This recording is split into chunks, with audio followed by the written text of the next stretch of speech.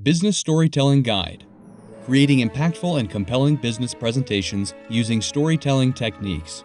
Written by Luis Cubero. Edited by David Weber. Produced by Intricon North America. Read by Luis Cubero.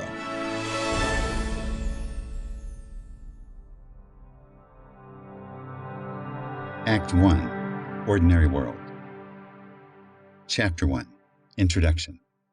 This book is a guide for creating impactful, compelling, and memorable business presentations using classic storytelling techniques. Many books and articles discuss how and why storytelling works, but few actually show how to do it. This book teaches the techniques with step-by-step instructions. This book begins with an overview of the traditional business presentation and explains how to transform it into a compelling story or narrative that engages the audience as the hero. It uses the classic hero's journey, which Joseph Campbell rediscovered and Christopher Vogler simplified. This book shows you how to apply the heroic story structure, and it serves as a reference for anyone to use immediately to create effective audience-centric business presentations. In this book, your presentation is the story. You apply the story structure to the entire presentation, making your message more engaging and more memorable. Examples of popular heroic stories appear throughout this book to help clarify the business storytelling technique. Some are business examples, and some refer to popular movies. Some are also from business storytelling classes.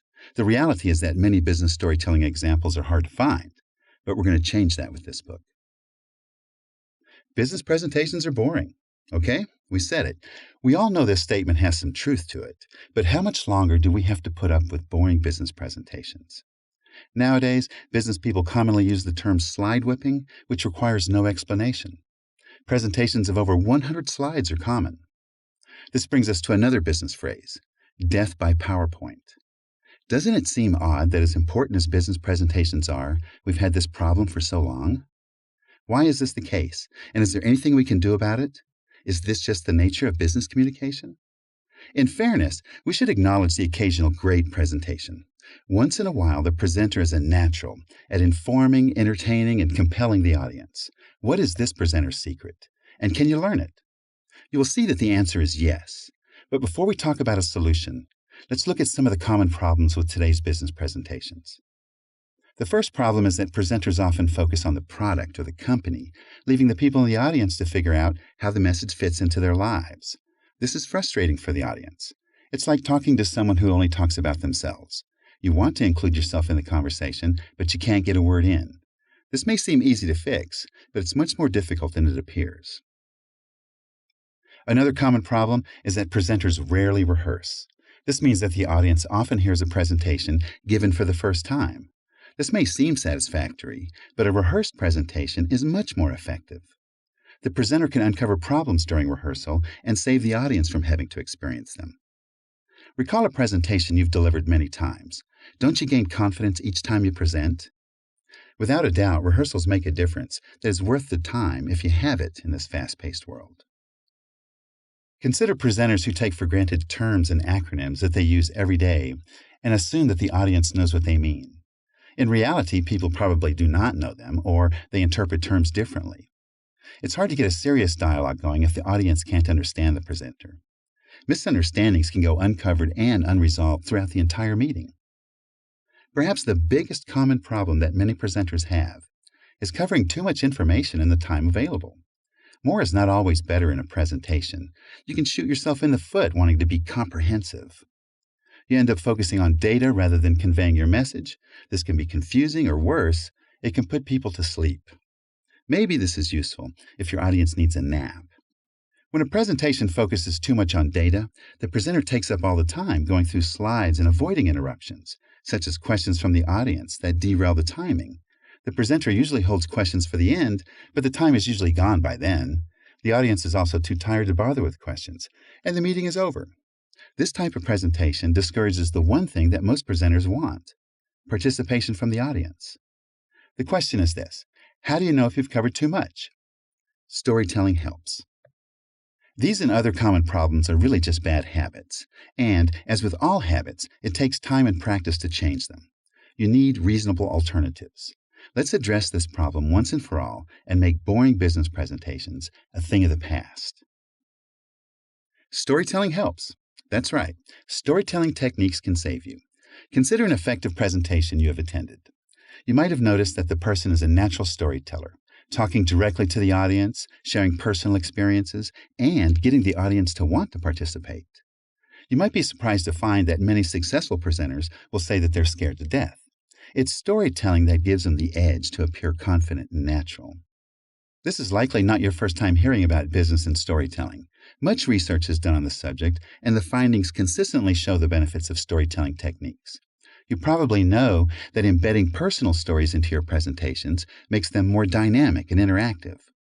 Nothing is more valuable than actual experience with your topics. Experience gives you credibility and enables you to share anecdotes and best practices. Personal stories also encourage the audience members to get involved by sharing their experiences. Everyone learns something, including the presenter. Designing presentations with storytelling in mind also prevents you from losing the audience's attention. This might sound familiar. The presenter begins with an agenda. The audience members anticipate the first topic, and their attention peaks. Then they lose a little interest with the second topic, they lose a little more with the third topic, and on it goes until everyone needs a break. By the end of the presentation, everyone is exhausted, but as luck has it, the presenter gives everyone handouts, links, and other information for more reading later. No one reads it. What is the real objective of this type of presentation? To wear down the audience members until they're completely exhausted? Now consider how completely exhausted you feel after listening to a good story or watching a great movie. You are not exhausted. You are energetic and excited to talk about the story. You want to discuss the parts you like, the parts you don't understand, and the parts you would change. Would you like this type of enthusiasm at the end of your next presentation? That's what we're tapping into. All you have to do is learn what the great storyteller does right and put that into your presentations. Storytelling is a great way to create audience-centric presentations. When you tell a story that's about the audience, your presentation is no longer all about your product, your company, or data. It's about what it should be about, the audience members and their needs. This also creates natural opportunities for dialogue. People want to talk about themselves, and they enjoy listening when you show interest in their story. This is similar to interpersonal communications concepts where people have a better time when they have an opportunity to talk about themselves. A lesser-known benefit of using storytelling techniques is knowledge about the subject matter. When you create a story about the audience, you learn about the audience's world. You begin to understand the audience's requirements, opportunities, and worries. Moreover, you begin to understand what you can do to improve the lives of the audience members. When you integrate that with information about your company, products, or solutions, you have a good understanding of how everything works together to create a mutually beneficial outcome. The story makes the subject matter easier for you and for the audience to remember. You're also able to respond to questions in a way that makes sense to the audience members, and they can clearly see and appreciate how they benefit. But business is serious. Perhaps the greatest obstacle in teaching people to incorporate storytelling techniques into their presentations is their tendency to want to keep doing things the way that they have always done them. People are creatures of habit, and asking them to change can be insurmountable. When preparing to teach this concept, we anticipate hesitation from the audience. We often get comments like, "I have my own method, and it works just fine." Or, "Writing a story takes time. I don't have that kind of time." Whatever the reason, we have to overcome these objections. We know that sometimes a presenter has to fail with traditional techniques before they're willing to consider an alternative approach. Some people hear the word storytelling and assume it's only for children, not business. Business is a serious endeavor and has no room for storytelling. They picture children gathered around a storyteller who's reading a book aloud and showing the pictures. Of course, reading a storybook to business professionals is inappropriate, but to some extent, so is reading PowerPoint slides. The storytelling concept we are talking about refers to the oral tradition, where storying is a verb that means archival and retrieval of information. The original storytellers were historians who lived before written language. Storytelling was the only way to store and recall information. And after all, isn't this exactly what we want from business presentations? Early storytellers used a specific story structure called the mythic structure, which is essentially a story outline. The mythic structure enabled people to exchange information easily and to localize each other's stories. The mythic structure concept is similar to folk music. Have you ever wondered how musicians can play together even if they've never played together before? They know a common structure that includes a key signature and an arrangement of the tune. Our modern story structure is called the hero's journey, which we use to accomplish the same type of familiarity in business presentations. We anticipate more objections when discussing a standard story structure. People think, this is a cookie-cutter approach. There's no room for creativity. Or, you see one, you've seen them all. While there's a hint of truth to this, it's important to remember that creativity requires structure. The point of creativity is to start with a standard structure and improvise, just the way musicians do. Of course, using only the standard structure would make all presentations look the same. Likewise, if musicians wrote songs using only the basic structure, all songs would be the same. This applies to all forms of art: novels, movies, songs, paintings, etc. They each have a standard structure that enables creativity. Songwriters use scales, painters use palettes, and novelists use story structures. The point is that people always have inhibitions when trying anything new. This is true especially when people are unaware that the old way of doing things is flawed. But the fact is, trying new things is what makes business professionals successful. The Hero's Journey. This guide explains a story structure called the hero's journey. Christopher Vogler, a Hollywood script consultant, created this concept and promoted the idea to help movie script writers to create compelling stories. Christopher Vogler's book, The Writer's Journey, is based on ideas from Joseph Campbell's work, The Hero with 1,000 Faces. Campbell was a scholar of mythology and a college professor who rediscovered the story structure hidden in ancient mythology. Vogler modified Campbell's work for the movie industry. His version is simpler, and it fits well into business presentations. We recommend starting with Vogler's model, The Hero's Journey. And, as you gain experience, consider Joseph Campbell's model, The Hero with 1,000 Faces, for new ideas to expand your skills. The Hero's Journey story structure is essentially a list of 12 stages that outline the sequence of events of the typical heroic journey. There's the ordinary world, then the call to adventure, the refusal of the call, then the meeting with the mentor, then crossing the first threshold, test enemies and allies, approach to the inmost cave, the big ordeal, the reward, the road back, the resurrection, and the return with the elixir. Many successful writers refer to this structure while crafting their stories. The basic idea goes like this. Once you identify a hero character, you send the hero through the story structure. Then the story begins to emerge, or at least the theme of the story starts to emerge, and you can add details and changes to create your specific story.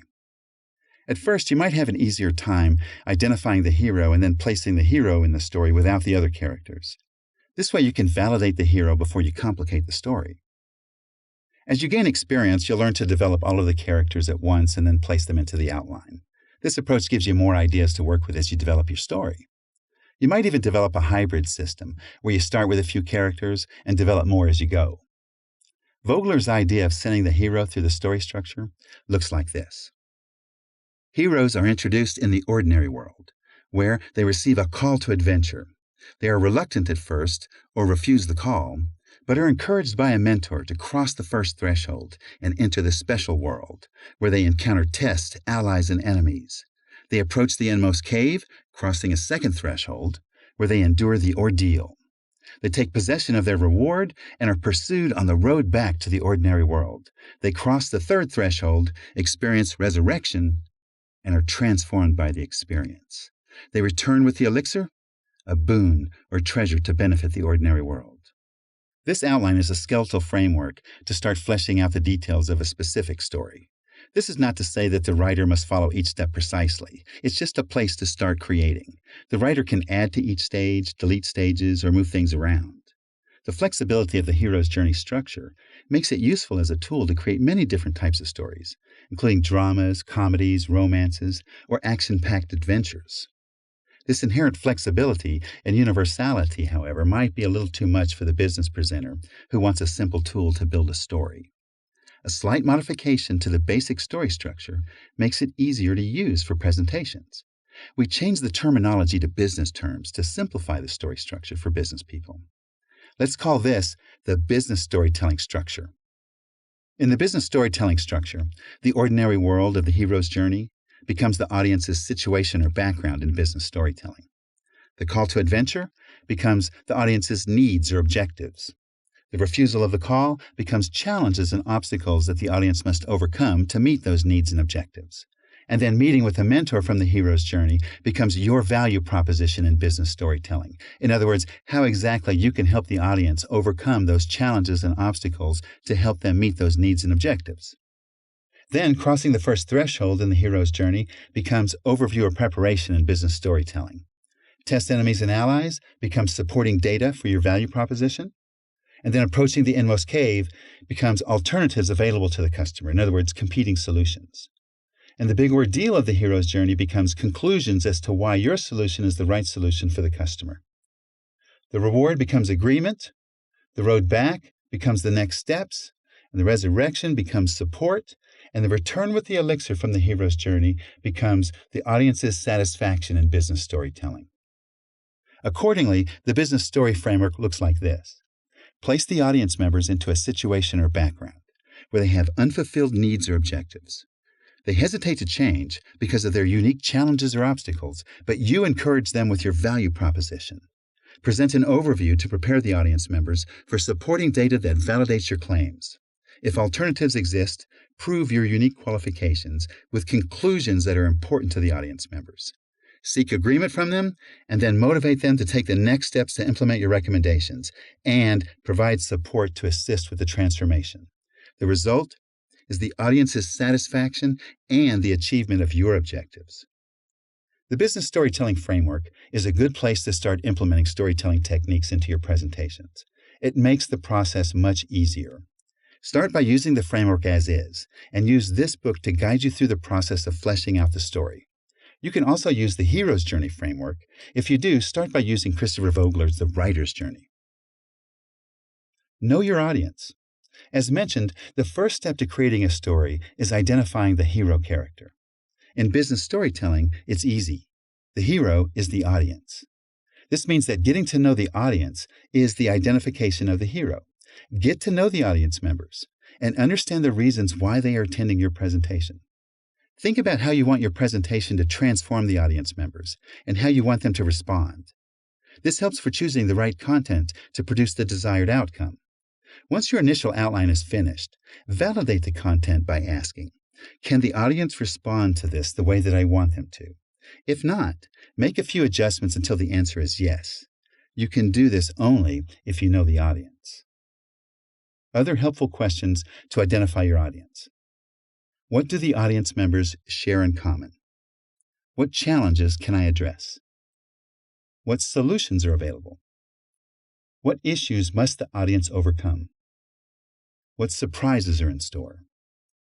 How will I transform the hero? What is the objective of the presentation? Business story character template. No story is complete with only a hero. Stories need other characters, and character development is a major factor that makes the story interesting. The hero's journey structure includes a few common characters or archetypes that frequently appear throughout the story. There's the hero, the mentor, threshold guardians, the herald, shapeshifters, the shadow, allies, and tricksters. As with the business storytelling structure, we convert the hero's journey characters to business storytelling characters to make the character development easier. Many of the hero's journey characters, such as shadow, shapeshifter, tricksters, are difficult to understand and develop in business terms. This book refers to both character types throughout as appropriate. For instance, when the audience is also the hero of the story, hero appears in parentheses to help remind you that your business story is closely related to the epic hero's adventure. This also helps give you the right context to find more information about each character type or story stage from other sources as you build your story. This also might help trigger creative ideas. This is the list of the business storytelling characters with their corresponding hero's journey characters. There's the audience, which is the hero, the presenter, which is the mentor, issues are the threshold guardians, news and research are the herald, surprises are the shapeshifters, the opposition is the shadow, and solutions are allies, and helpful aids are tricksters. You can find more information about these business storytelling character types and their classic story equivalents in Chapter 2. Read the character descriptions while thinking about your audience members and look for corresponding characters in their business world. We provide the business storytelling template later in this chapter, but before you begin filling it out, develop your characters. Having the characters developed first makes the business storytelling template easier to use. Remember to start creating stories with fewer characters to make it easier. Then as you gain experience, you can add more. Start with a hero, which is the audience, a shadow, which is the audience's opposition, threshold guardians, which are issues the audience must overcome, and then allies, which are solutions available to the audience to help. Your story should be about how the audience, using solutions, defeats the opposition and other issues. Then, as you become more comfortable with the process, add the other character types, a herald, or news or research, shapeshifters for surprises, tricksters or helpful aids for stories that are more creative. Business Storytelling Template. The remainder of this book provides business character descriptions, business story stage descriptions, and instructions to help you complete your stories. Over time, you will need this guide less because you'll know by memory how to create your stories. Until then, read about each stage of the storytelling process while thinking about your audience's situation, challenges, and opportunities. As you do, ideas applicable to the audience or the hero situation will occur to you, and your story will develop naturally. The Business Storytelling Template lists the stages of the business storytelling structure with spaces for you to add the details. Use the Business Story Character Template to develop each of your characters first. Then, once you have a good idea of the characters for your story, you can begin placing them into the Business Storytelling Template.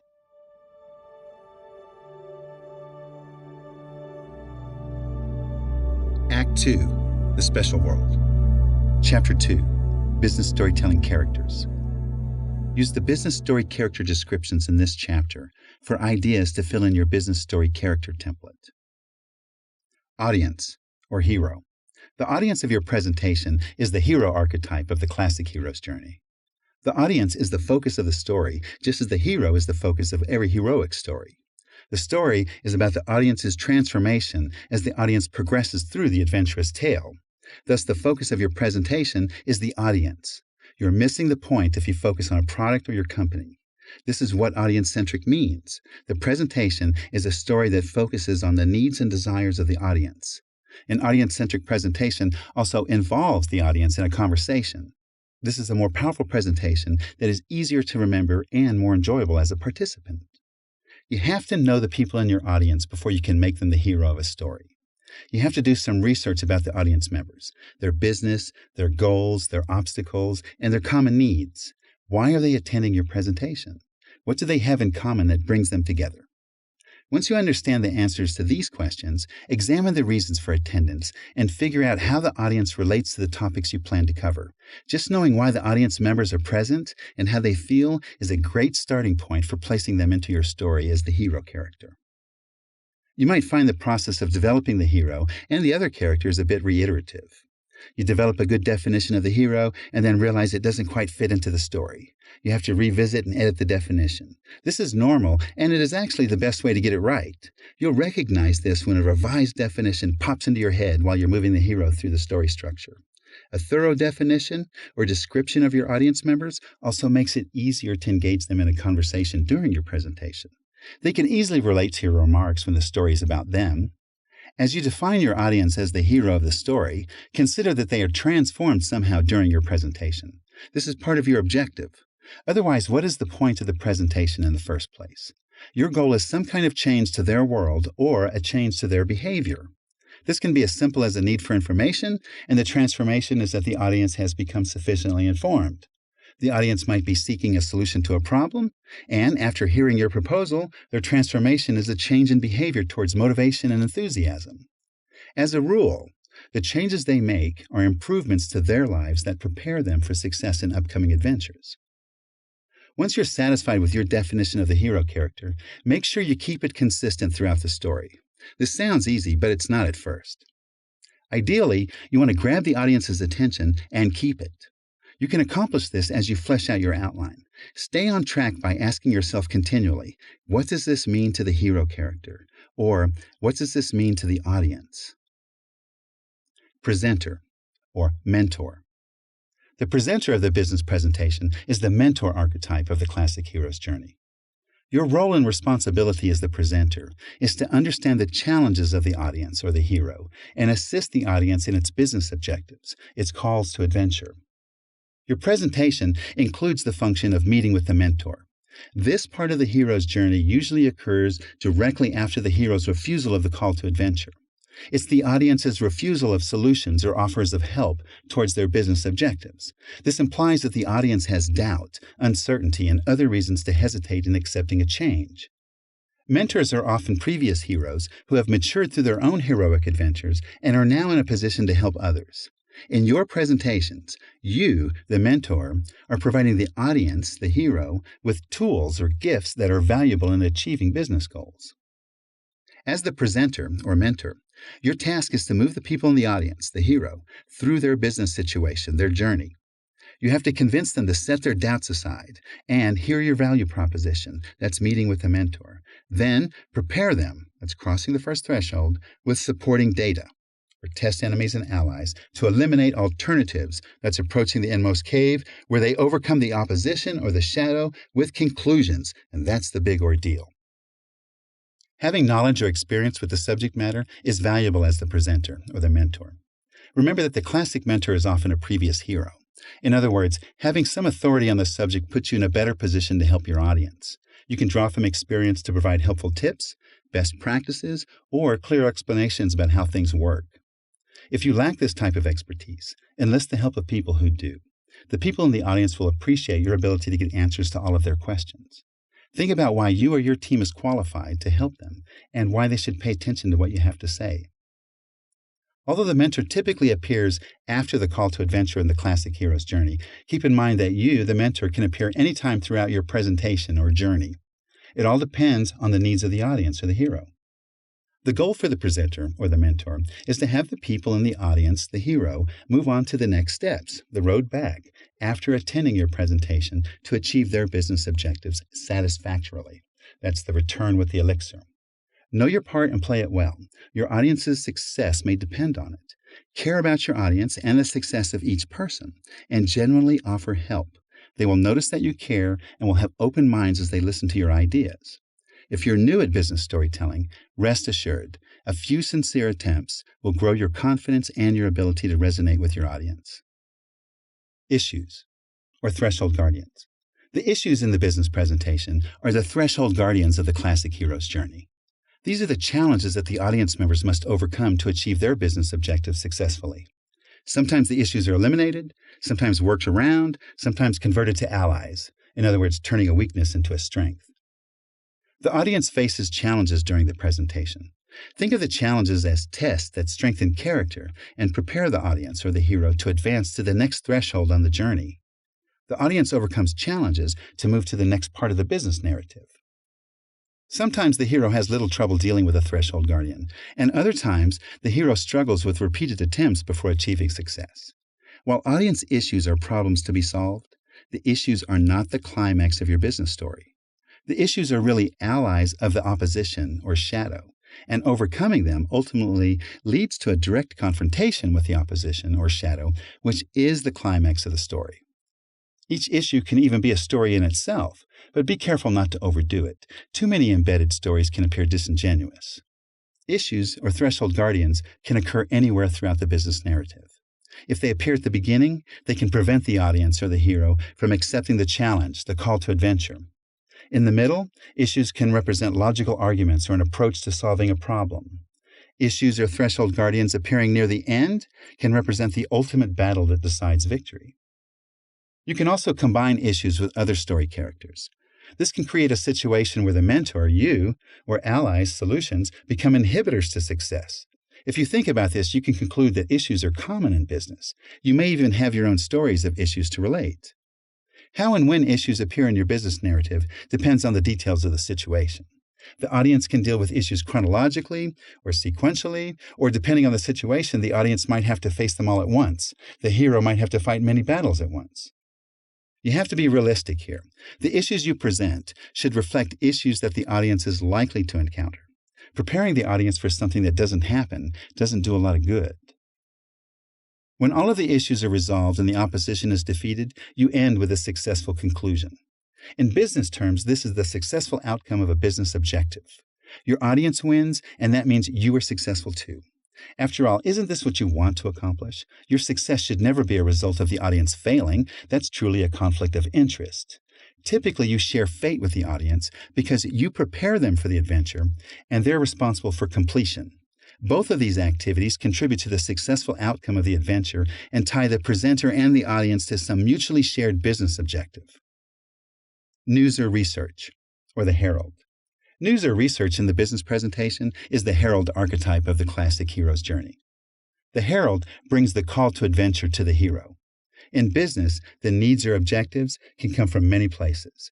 Business propositions can be found in advertising, marketing collateral, the internet, and even presentations. Wherever the needs or objectives come from, they are likely the reason the audience is attending your presentation.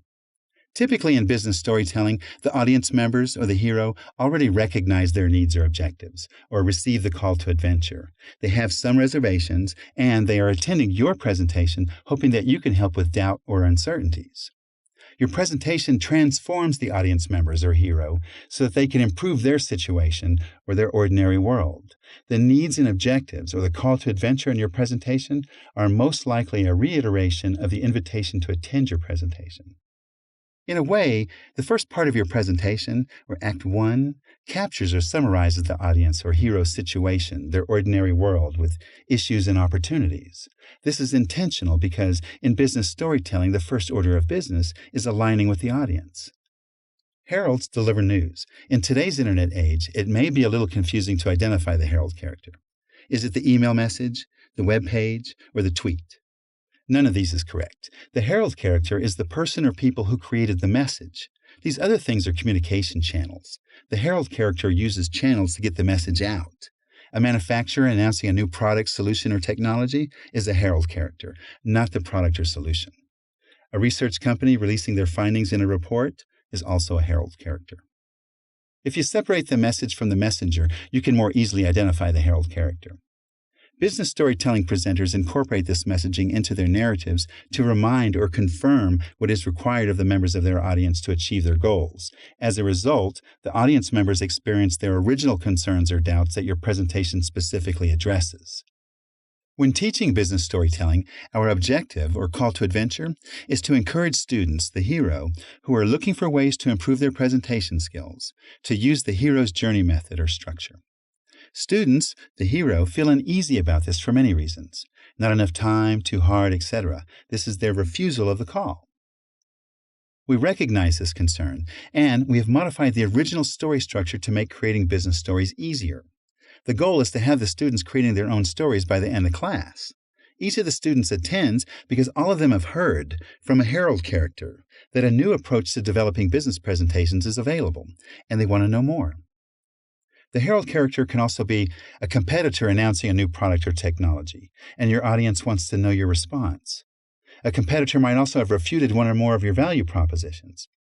Regardless of the nature of the herald character, it should be clear that nothing happens in your story without it. Thus, without a call to adventure, the hero's ordinary world might never change. Surprises, or shapeshifters. The surprises character is the shapeshifter's archetype of the classic hero's journey. This character has a tendency to change behavior during the course of the adventure. If done properly, this can be quite surprising. In business, surprises are also common and can make business engagements unforgettable. You can achieve this effect when you include surprising elements in your business narratives. Surprises can rock your audience's world and deliver unforgettable information. The best surprises dispel assumptions or myths. Incorporating surprises into your business narrative is a little trickier than developing the other business story characters. For this reason, many beginning business storytellers omit it for the sake of simplicity. Feel free to omit the surprises character yourself. Your business story will turn out well. As you gain experience, you can make the story more exciting by adding surprises.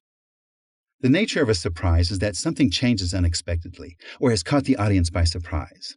As with all types of surprises, you don't want to reveal it too early. Build some momentum, and then deliver the surprise at the right moment. That's the nature of the shapeshifter's character. Incorporating shapeshifters into a story requires a little extra effort, but the return on the investment is huge. In business storytelling, the audience, or the hero, can play the role of the surprises or shapeshifter's character. By design, the audience is already assigned the role of the hero, but it's perfectly okay to combine character attributes. For instance, you can have an audience surprises character, or hero shapeshifter, that originally opposes your proposal, which is meeting with the mentor, but after hearing what you have to say, the audience or the hero is converted. Solutions characters or allies can also behave as surprises characters and change or shapeshift into obstacles or challenges, which is the refusal of the call. The more you develop your business story characters, the more interesting your presentations become. Another example is a seemingly trusted resource whom the audience or the hero believes is a solutions character or an ally, but shown to be misleading clientele or someone who is falsifying data. As a result, the resource changes or shapeshifts into a questionable one at best, and the audience or our hero's perception changes or shapeshifts. You get 2 surprises for the price of 1. Sound like a good deal? Use the surprises character when you're ready. Remember to be cautious, though, because surprises can also backfire. Opposition, or shadow. Opposition is the shadow archetype of the classic hero's journey. In stories, the shadow is the antagonist, or villain, who with all their might tries to defeat the hero and the hero's desired outcome. It's a little fuzzier in the business world. Opposition can manifest itself in many forms, including competitive threats, internal issues, motivational issues, political, internal or external issues, etc. Opposition, or the shadow, and the issues, the threshold guardians, work together as a team against the audience and its allies. The stronger the opposition is, though, the better the story is. The opposition, or shadow, is not necessarily about your competition. Actually, remember that the story is about the audience, not about you. Ask yourself who the audience or the hero's opposition or shadow is. In other words, what challenges do the people in the audience face in completing their tasks? Sure, your competitor might be a problem, but your competitor is not always the audience's problem. The opposition or the shadow for the audience can be something like lack of motivation. In this case, your presentation objective is to compel the audience into action. The opposition or the shadow might also be misinformation or ulterior motives. The opposition or shadow and the issues, the threshold guardians, they have many things in common, but the main difference is that when the issues are overcome, the opposition remains, but when the opposition is defeated, the game is over. Therefore, the obvious goal for business storytelling presentations is for the presenter, the mentor, to prepare the audience or the hero to properly defeat the opposition or the shadow. When developing a business story, keep in mind that the opposition character or the shadow is just as important as the audience character or the hero is. This may not seem obvious, but if you analyze traditional business presentations, you can see that more often than not, the opposition or shadow is weak or altogether missing. After all, who wants to bring up reasons why your efforts can fail? It seems counterintuitive until you apply the business storytelling concept to the presentation. The opposition character is vital if you want to reach the audience. While you might be tempted to ignore the opposition or the shadow, it represents a real-world alternative or approach to the endmost cave for your audience or the hero. The audience needs to be certain about the contrast between your value proposition, the meeting with the mentor, and the opposition or the shadow. In some stories, the shadow may be unknown or hidden, and part of the story is to identify it. Part of your business narrative can be the discovery of the opposition or the shadow. The opposition can also be a mask worn by other characters. The audience or the hero might discover that solutions or allies are secretly the opposition or shadow. Uncovering these truths can have a dramatic effect on your presentation. It's like a thriller movie where you learn who the real villain is near the end of the movie. It can have an everlasting effect on the movie audience. Likewise, when you use the opposition character properly, the audience will always remember what you said. In business, the opposition is not necessarily evil. The opposition most likely believes that they're the heroes in their own stories. Their goal is to obtain the agreement, the reward, before you do. In fact, your audience might be the opposition's shadow character. If your opposition character is human, keep it human. Don't turn it into a monster. Your audience won't buy it, especially if the audience has some kind of relationship with the opposition. Sometimes you're only dealing with an adversary and no evil characters per se. There's nothing wrong with this. Opposition characters can also appear as psychological inhibitors. Your audience might be operating under an old paradigm, and your goal is to replace the old paradigm with a new one. Keep in mind, though, that some people will not budge from their positions. It all depends on the issues involved. Another example of a psychological inhibitor appearing as an opposition character is misinformation or lack of information. Maybe the audience doesn't like your ideas. These are all forms of internal opposition or shadow that must be overcome and defeated. Other psychological inhibitors include emotional issues such as guilt, depression, immaturity, anger, laziness, etc. Whatever the psychological issue is, discover it and overcome it. That's the name of the game. And as the saying goes, if at first you don't succeed, try again. That's the stuff of heroes. Solutions, or allies. The solutions character is the ally's archetype of the classic hero's journey. In stories, the hero often receives assistance from other characters when battling the shadow. Generally, however, the hero plays a lead role, whereas allies play supporting roles. If it were any other way, it would be someone else's narrative. From whom has the hero enlisted aid? Do the allies help prepare the hero, or are they in the battle alongside the hero, or both? While it's possible that you have a room full of lone wolves, your audience members most likely work with partners, third parties, consultants, service providers, managers, etc., helping them on their heroic journeys. In business, there are many types of solutions. Solutions can be developed internally or externally. It doesn't really matter, although internal solutions can be stronger allies because of ownership and control. The same is true for services. They can be internal or external. The important point is realizing that the audience, or the hero, might fail without solutions or their allies. This makes the solutions characters critical success factors. Together, your audience and solutions solve the problem. That's why they're called solutions. If solutions are not contributing to the success of the adventure, then they're probably not worth bringing up. A hero can also have multiple allies. In business stories, you can use multiple solutions too. Use whatever it takes to help your audience or the hero to achieve success. One solution is like a sidekick, while multiple solutions, or allies, can be a group of heroes journeying into the belly of the whale or the big ordeal to retrieve the reward or the agreement. It doesn't really matter how many solutions are involved. What matters is whether they actually solve the problem. The solutions character can also be an institution, such as a bank, an insurance company, an OEM partner, a distributor, a research organization, or a temporary workforce. It depends on the situation, of course, but the solutions character can be any kind of business relationship. Institutions appearing as allies characters also tend to be neutral forces that can assist your audience, the hero, or the opposition or the shadow. Situations like these require careful monitoring because solutions or allies can be converted into issues or obstacles working in favor of the opposition or the shadow. You need to know who is on your audience's team and whether each member of the audience's team has been properly vetted. One of your audience or hero's strongest solutions or allies is experience. If the people in the audience have successfully performed similar tasks, they are likely to be able to do it again. Customers want to make good decisions. If your audience members have references, case studies, examples of their work, or anything else that helps, these things can be potential solutions or allies. When others make positive recommendations on your audience's behalf, it goes a long way with their customers. Compliments seem more genuine when coming from an independent source. This technique works particularly well when facing opponents or shadows where there is a lack of experience. Helpful aids, or tricksters. The helpful aids character is the trickster's archetype of the classic hero's journey. Tricksters are one of the more difficult archetypes to employ.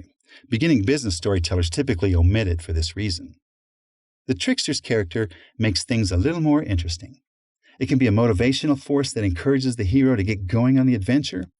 Representing a somewhat restless energy, tricksters can add a real creative touch to a story. Tricksters in stories tend to have a mischievous and humorous nature. They can help usher in change and transformation. Tricksters are not critical to the story's outcome, but they certainly make it more interesting. While considered optional, all of the best stories include tricksters. They can keep things entertaining and prevent the hero from being too serious. So how do you use helpful aids or tricksters in business narratives? It depends on whether the helpful aids are used to prepare the audience for the challenge or to assist during the adventure. Preparatory helpful aids are things the presenter or mentor uses to clarify the content, to compel the audience or hero to action, or to instill confidence. Other helpful aids can be gifts from the mentor that the audience or the hero finds valuable during the rest of the adventure. The audience may be successful without helpful aids, but when provided, helpful aids have a way of encouraging the audience and expediting the adventure. A more subtle approach to using the helpful aids character in a presentation is providing tools such as handouts, posters, videos, demonstrations, or even telling anecdotal stories. Think of the helpful aids character as anything that improves your ability to communicate with the audience. In other words, helpful aids or tricksters can prepare the audience or hero, or they can help the audience or hero to complete the remaining tasks in the journey. Remember, the key attribute of the helpful aids or tricksters character in business stories is that it improves things, but is not vital. Chapter 3. The Journey. This chapter explains the stages of the heroic story as they appear in the business storytelling template. You can use this chapter to fill in your own business storytelling template as you develop your presentation. Be sure to read the entire chapter. All of the stages of the story are essential for a complete audience adventure. Situation or background, or ordinary world. Situation or background is the ordinary world of the classic hero's journey. In storytelling, the hero often appears at the beginning in everyday surroundings where everything is normal, but something is not quite right. This is the beginning of your presentation. Remember that the audience is the hero, and you begin the story by describing or just understanding the audience's situation. How you develop the beginning of your presentation can have a powerful impact on the audience. The beginning sets the tone in the background for the story. You might even insert a relevant story for the beginning. Ask yourself how the audience's business or industry is doing. Do you already have a relationship with the audience members? Are you part of their situation or their ordinary world? Each presentation is unique because the audience is always unique. Simply put, it helps to get to know your audience. You'll likely have to do some homework to get the answers to some of these questions. If you have trouble getting started, think about the 5 W's and the H: the who, the what, the when, the where, the why, and the how of the situation. Knowing your audience's situation is crucial for creating an audience-centric presentation. You can establish a rapport and a resonance by accurately understanding the audience's situation. This also means that you use the audience's language or semantics for more clarity in your message. Consider movies you've watched or books you've read. Do they typically start with the hero in the hero's ordinary world? In the beginning of The Wizard of Oz, Dorothy appears at home in ordinary Kansas, and she's upset about her dog Toto while bad weather approaches. In the beginning of War of the Worlds, Ray Furrier, played by Tom Cruise, has the kids for the weekend in his ordinary apartment before calamity strikes. Think about the situation or ordinary world of your audience, the hero, and come up with ideas of where you want the adventure to begin. The beginning does not always have to be peaceful. The opening scene of Gladiator depicts the end of a war. The beginning of Saving Private Ryan depicts a horrific scene in the Normandy invasion. Place yourself in the audience's shoes. Obviously, the more you know about the audience, the better you can communicate with them. A reasonable way to start describing the audience's background or ordinary world is to ask yourself what the audience members have in common. The answer forms a framework on which to expand. For example, sales presentations are common in business, and you can assume that each member of the audience shares some level of interest in the product or solution and its benefits. This is the start, but you need more information. Otherwise, your presentation becomes product-oriented. Expand by asking yourself how each audience member differs. Is everyone from the same organization? Does everyone benefit in the same way? What kind of resistance can you anticipate from any of them? You can ask many more questions, and as you do, you will see a useful background emerge. The beginning of the presentation also affects the mood of the audience, and controlling the mood is crucial to your effectiveness. Emotions can play a major role in audience response, and understanding how your audience might feel about your topic improves your rapport with them. If they are frustrated with the situation and eager for a solution, be aware and acknowledge it. If an article or review refutes your claims, prepare for it. You can also assume that at least some audience members are reluctant to change. Most people dislike change and need to be compelled into action. Whatever the case may be, understanding the emotional nature of the audience improves communication and gives you a basis to prepare the right approach to the presentation. The background image you create for the people in the audience should represent their ordinary world, where they exist without the improvement, the product, solution, or process that you're proposing. It should illustrate how their lives continue if nothing changes. Then you contrast their ordinary world with their new world after they have implemented the improvements you're proposing. The greater the contrast you can create between the two worlds, the better the people in your audience will understand your message and realize what must happen to get to their new, better world. For example, a CEO who wants agreement on a reorganization plan can show employees how they benefit by comparison. As you can see, this will make a big difference in our responsiveness. In some circumstances, you can make your point by illustrating a small contrast between the two worlds. This can show how your recommended changes have little impact on existing business processes. For example, if a manager wants to update a system or a process, the manager minimizes the contrast to ensure enthusiasm about the new system. As you can see, the transition to the new system is fairly transparent. Business people know that understanding customers means knowing something about their business, their industry, and their key decision makers or stakeholders. This type of information can be easy to find on the internet, or it might require asking some questions. Either way, business is ultimately about relationships, and relationship building begins with getting to know people. But data gathering takes time, which is often a luxury, so do what you can. Every little bit helps in showing the people in your audience that you can relate to their situation. Cases do arise where you find yourself speaking to an audience you don't know for whatever reason. You can get some quick information directly from the audience members by opening your presentation with questions to get to know them. For example, ask each person to introduce themselves, their situation and their background, and use the answers to fill in the blanks. Ask open-ended questions for the best results. It also helps to take notes for easy reference. This technique enables you to improvise and construct an appropriate background on the fly. This is also a great way to start any presentation. It creates a dynamic and interactive atmosphere to energize a tired or sleepy audience. Be careful, though. You might uncover surprises that can create an awkward moment at the beginning of your presentation. The best results come from homework beforehand. Finding industry and company background information in today's internet age is easier than ever. Questions for creating a background for the story. Ask yourself these questions to form a background for your audience.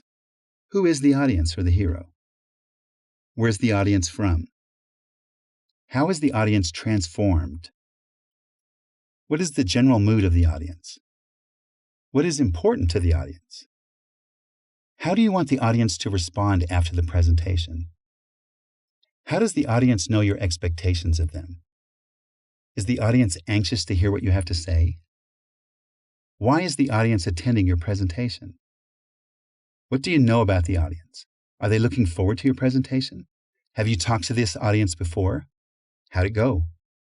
How's the audience's business or industry doing? If the audience is a customer, is it a new account? Do you need more information from the audience? Should you ask questions up front? Needs or objectives, or call to adventure. Needs or objectives is the call to adventure of the classic hero's journey. In storytelling, the call to adventure is the beginning of the action. Something happens in the hero's ordinary world, and the hero is confronted with a dilemma or a compulsion to act. The call to adventure is usually a point of decision that takes the hero out of the hero's comfort zone. In Star Wars, Luke and Obi-Wan Kenobi receive their call to adventure when they view a holographic message from Princess Leia to save her. In Harry Potter, Harry receives his call to adventure when Hagrid informs him that he's the son of magical parents and it's time for him to receive his magical training.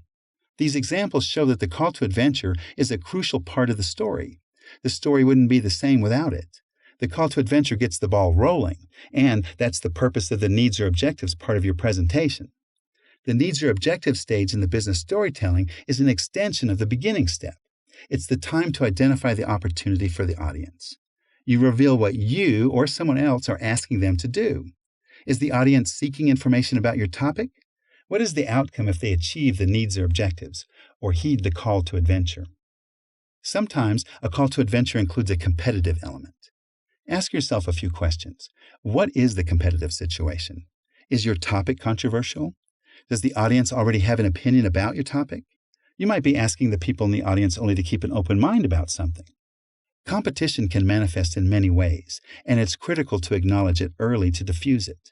Otherwise, the shadow of it can linger throughout your presentation, waiting for an opportunity to disrupt the conversation. The needs or objectives section should pique the attention of the audience members. It captures the reason they are attending in the first place, and it affirms for them that they're in the right place. Framing the needs or objectives as a true call to adventure is a good way to pique interest. Create an image where the people in the audience see a contrast between their ordinary world and a better world where they've taken your advice. This is their first glimpse of their special world. It's also a good place for some drama, especially if you're introducing a new idea, solution, or product. A traditional presentation often begins with some background information, then introduces a product or solution, then describes the features and benefits, and ends with some kind of challenge or call to adventure. A business storytelling presentation actually offers two calls to adventure, one at the beginning and one at the end. The call at the beginning is the invitation to hear your proposition. The call at the end is a challenge to motivate the audience to implement your recommendations, to finish the adventure after leaving your presentation. This is an important distinction in business storytelling. This analogy might clarify the point. Placing the call to adventure step at the end of a presentation is like screening a movie trailer. It's only an invitation to experience the real story. The movie audience gets the opportunity to experience the story only by actually watching the movie. We want the business audience to experience the real story during the presentation. We accomplish this by placing the needs and objectives, or the call to adventure, early in the presentation, and then using the next steps or the road back as the second call to adventure to motivate the audience to complete the journey, to return with the elixir. When we train people in business storytelling, the student's call to adventure is the proposition that storytelling techniques can improve their presentations. We are asking the audience, in this case you, to consider using storytelling techniques. The basic proposition is that using storytelling techniques improves your presentations and your presentation skills. We demonstrate the desired outcome so that the students can understand what we're asking them to do. But the students have not yet agreed to try it. The message is clear, but the students don't necessarily have to agree at this point. Clarity is an important part of the needs and objectives stage because ambiguity can lead to confusion, which defeats the objectives of the presentation. Don't rush through developing this part of the story. The needs and objectives are part of the foundation of the rest of the presentation, which provides support for the claims that you make. In some situations, the members of the audience might not know beforehand what your presentation is about. All they know is that their attendance is required. In such cases, the audience hears the call to adventure or needs or objectives for the first time as a group. Regardless of how and when they hear it, though, you still must be clear about what you're asking of them. Otherwise, an unclear call to adventure weakens other parts of the presentation.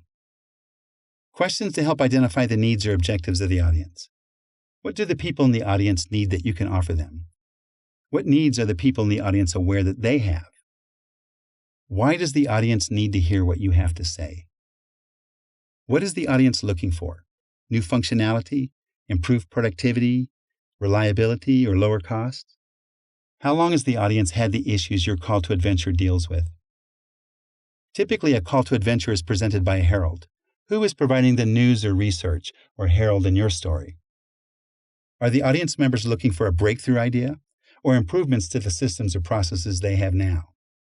How exciting is the news you have for the audience?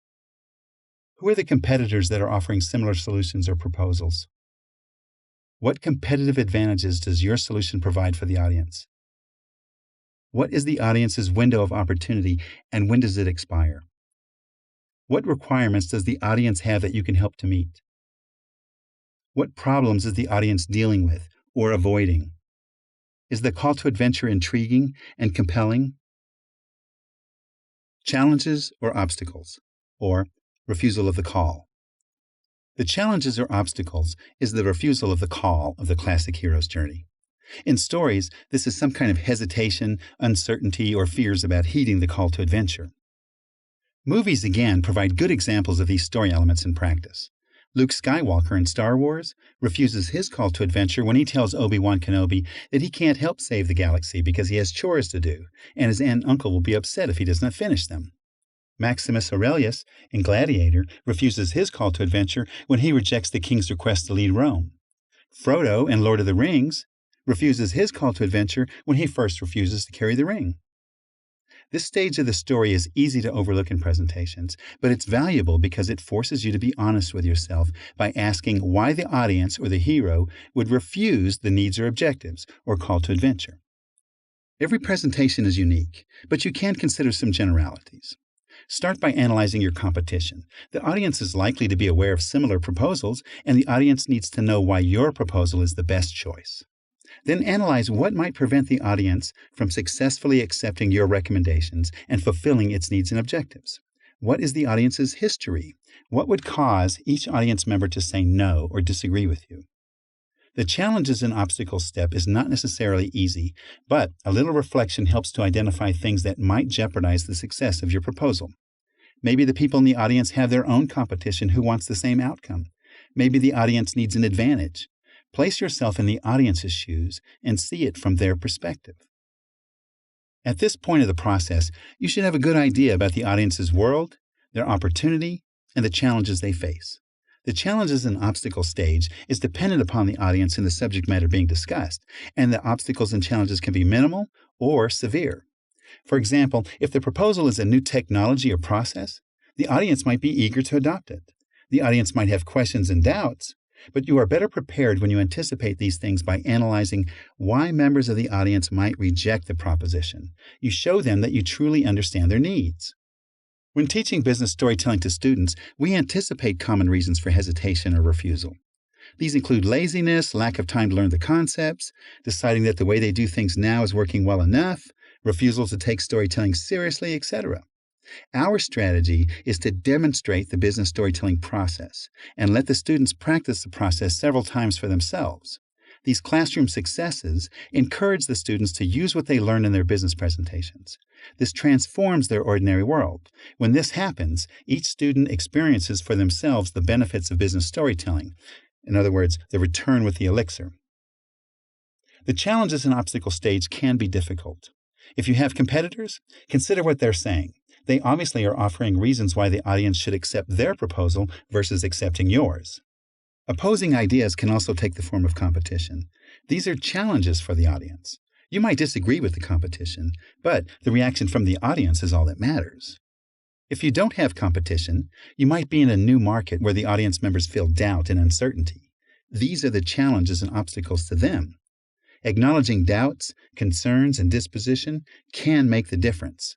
Then the way in which you respond to these concerns says a lot about your credibility and integrity and those of your company.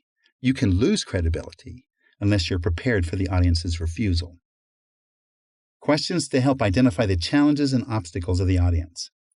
What difficulties might the audience have with your proposal or call to adventure? What published materials refute your claims? What happens if the audience refuses your proposal or call to adventure? What different reasons might specific audience members have to hesitate to accept your message or reject it? Do you have previous encounters with the audience that create doubt or uncertainty? Do you or your company use the solution that you're proposing to the audience? If not, why not?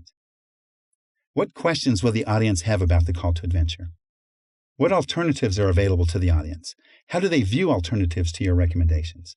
The same, better, or worse? What are the audience's concerns about timing, scheduling, or availability of resources? Is it possible that the audience will show little or no resistance to your ideas? What political reasons might exist that can cause reluctance from the audience? Is your idea controversial or unproven? Your value proposition, or meeting with the mentor. Your value proposition is the meeting with the mentor of the classic hero's journey. In stories and movies, mentors often provide gifts or tools that the hero needs during the adventure. Yoda in Star Wars is the mentor providing gifts to Luke Skywalker by training him in the Jedi art. These tools prepare him for upcoming battles. Glinda the Good Witch in The Wizard of Oz is the mentor providing gifts to Dorothy when she gives Dorothy the ruby red slippers. Q in James Bond movies is usually the mentor providing gifts to Agent 007 before each adventure. The point of the gifts is to prepare the hero for the adventure. The better prepared the hero is, the more likely the hero can be successful. Keep in mind that although this is usually an initial meeting with the mentor in the story structure, the mentor can appear anytime the hero needs assistance. Gandalf in Lord of the Rings appears frequently throughout the trilogy. Likewise, you or your company can provide assistance to the audience throughout the adventure. In business storytelling, the presenter or mentor provides various types of gifts, such as tools, data, etc., to assist the audience, the hero, in its efforts. This can include documents, software, labs, demos, support, or even incentives. The goal is to help the audience to achieve its goals. Sometimes the gift is encouragement or assistance. Your goal is more than presenting. Your goal is tied to the outcome of the audience's efforts after the presentation. If you know the audience, its opportunities, and its challenges, the next important thing is answering the question of how exactly your proposal can help the audience to reach its goals or requirements. In business storytelling structure, this is the end of Act 1. The audience is making a decision whether to proceed or hesitate, and if you have a compelling proposition, the audience likely wants to hear more. You, the mentor, have two roles: addressing the challenges and obstacles, or the refusal of the call, and preparing the audience or hero for the remainder of the journey. This is an important point to remember. It will help you to choose the right content and the right amount of information for your audience. One common mistake that presenters make is trying to provide comprehensive data. In their effort to be complete, they inadvertently overwhelm the audience with too much information. Realizing your goal as the mentor enables you to prepare the audience for activities during and after the presentation. During the presentation, your job is to remove uncertainty and doubt, and then provide information or gifts that the audience members or hero need to complete their part of the journey successfully. In Vogler's terms, these steps are the road back, the resurrection, and the return with the elixir. As we teach business storytelling to students, the value proposition is that even though storytelling skills take time to develop, the classic hero's journey structure makes learning substantially easier. In fact, we go a step further and state that converting the hero's journey language into business terms enables students to create business stories immediately. Our proposition removes some of the doubt and grabs the student's attention so they'll want to learn more, which is crossing the first threshold, do it, which is approach to the inmost cave, and ultimately use it for their own audiences, which is the return with the elixir. It is important to have a clear value proposition at this point. Actually, aren't all value propositions supposed to be clear? This is particularly important in business storytelling because the purpose of the rest of the presentation is to prove the truth of the value proposition. It represents the best opportunity for the audience to achieve its goals. Ask yourself what value you are offering the audience relative to its needs. More important, think about how the value proposition addresses the audience's challenges and obstacles. The other business storytelling stages in this chapter build on your value proposition. You know the audience or the hero's situation, their ordinary world. You know what you're asking the audience to do, that's the call to adventure. And you know the challenges and obstacles that are in the way, that's the refusal of the call. All you have to do is string these ideas together. For example, this is our value proposition to business storytelling students. Presenters who are looking for ways to improve their presentations with storytelling but don't have a lot of time will benefit greatly from the business storytelling structure. The audience is clearly identified, presenters who are interested in storytelling techniques. The audience's challenges are clear, not enough spare time to learn and practice. The benefits of the value proposition are clear, substantially reduces the learning curve. Think through your value proposition in a similar way. It should answer the basic questions. Who is your audience? Be specific. What does the audience need? What are the challenges? How do you help? This takes you to the end of Act 1 in your business storytelling presentation. The people in the audience have little doubt about your message, and you have aligned with them effectively so they clearly understand how your ideas fit into their lives. They might still have questions and perhaps some remaining doubts, but they are anxious to hear more about your proposal if you've done things properly thus far. Questions to help form your value proposition. How confident are you that your solution or proposal can help the audience with the objectives or requirements? Is the audience's refusal due to a misunderstanding or confusion? What will it take to move the audience or hero from the challenges or obstacle stage, which is the refusal of the call to adventure, to the overview and preparation stage, which is crossing the first threshold? What is the first threshold that your hero has to cross? Are there more thresholds or issues? What questions will the audience have that require answers? How does your solution or proposal add business value? And how is it unique? Where do audience members' doubts and uncertainties come from? Are you an authority on the subject matter? Do your audience members have a good image of what their world looks like after taking your advice? What third-party source can you reference to alleviate the audience's concerns? What supporting data do you have to validate your logical argument? Sometimes seeing is believing. What type of demonstrations can you provide to make believers out of your audience? What gifts, tools, documents, incentives, etc., do you have for the audience members to use in their upcoming adventures? Overview or preparation, or cross the first threshold.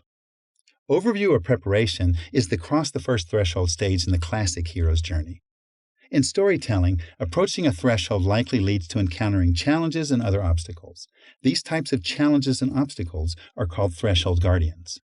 The point for the hero is to overcome them or bypass them to prepare to face the shadow in the big ordeal. This is useful to keep in mind. The story is about the hero fighting the shadow and winning, rather than spending a lot of time with threshold guardians. In business storytelling, the thresholds are issues that the audience needs to address before they can deal with the opposition and then accomplish their goals. They don't dwell on the issues, they dwell on their goals.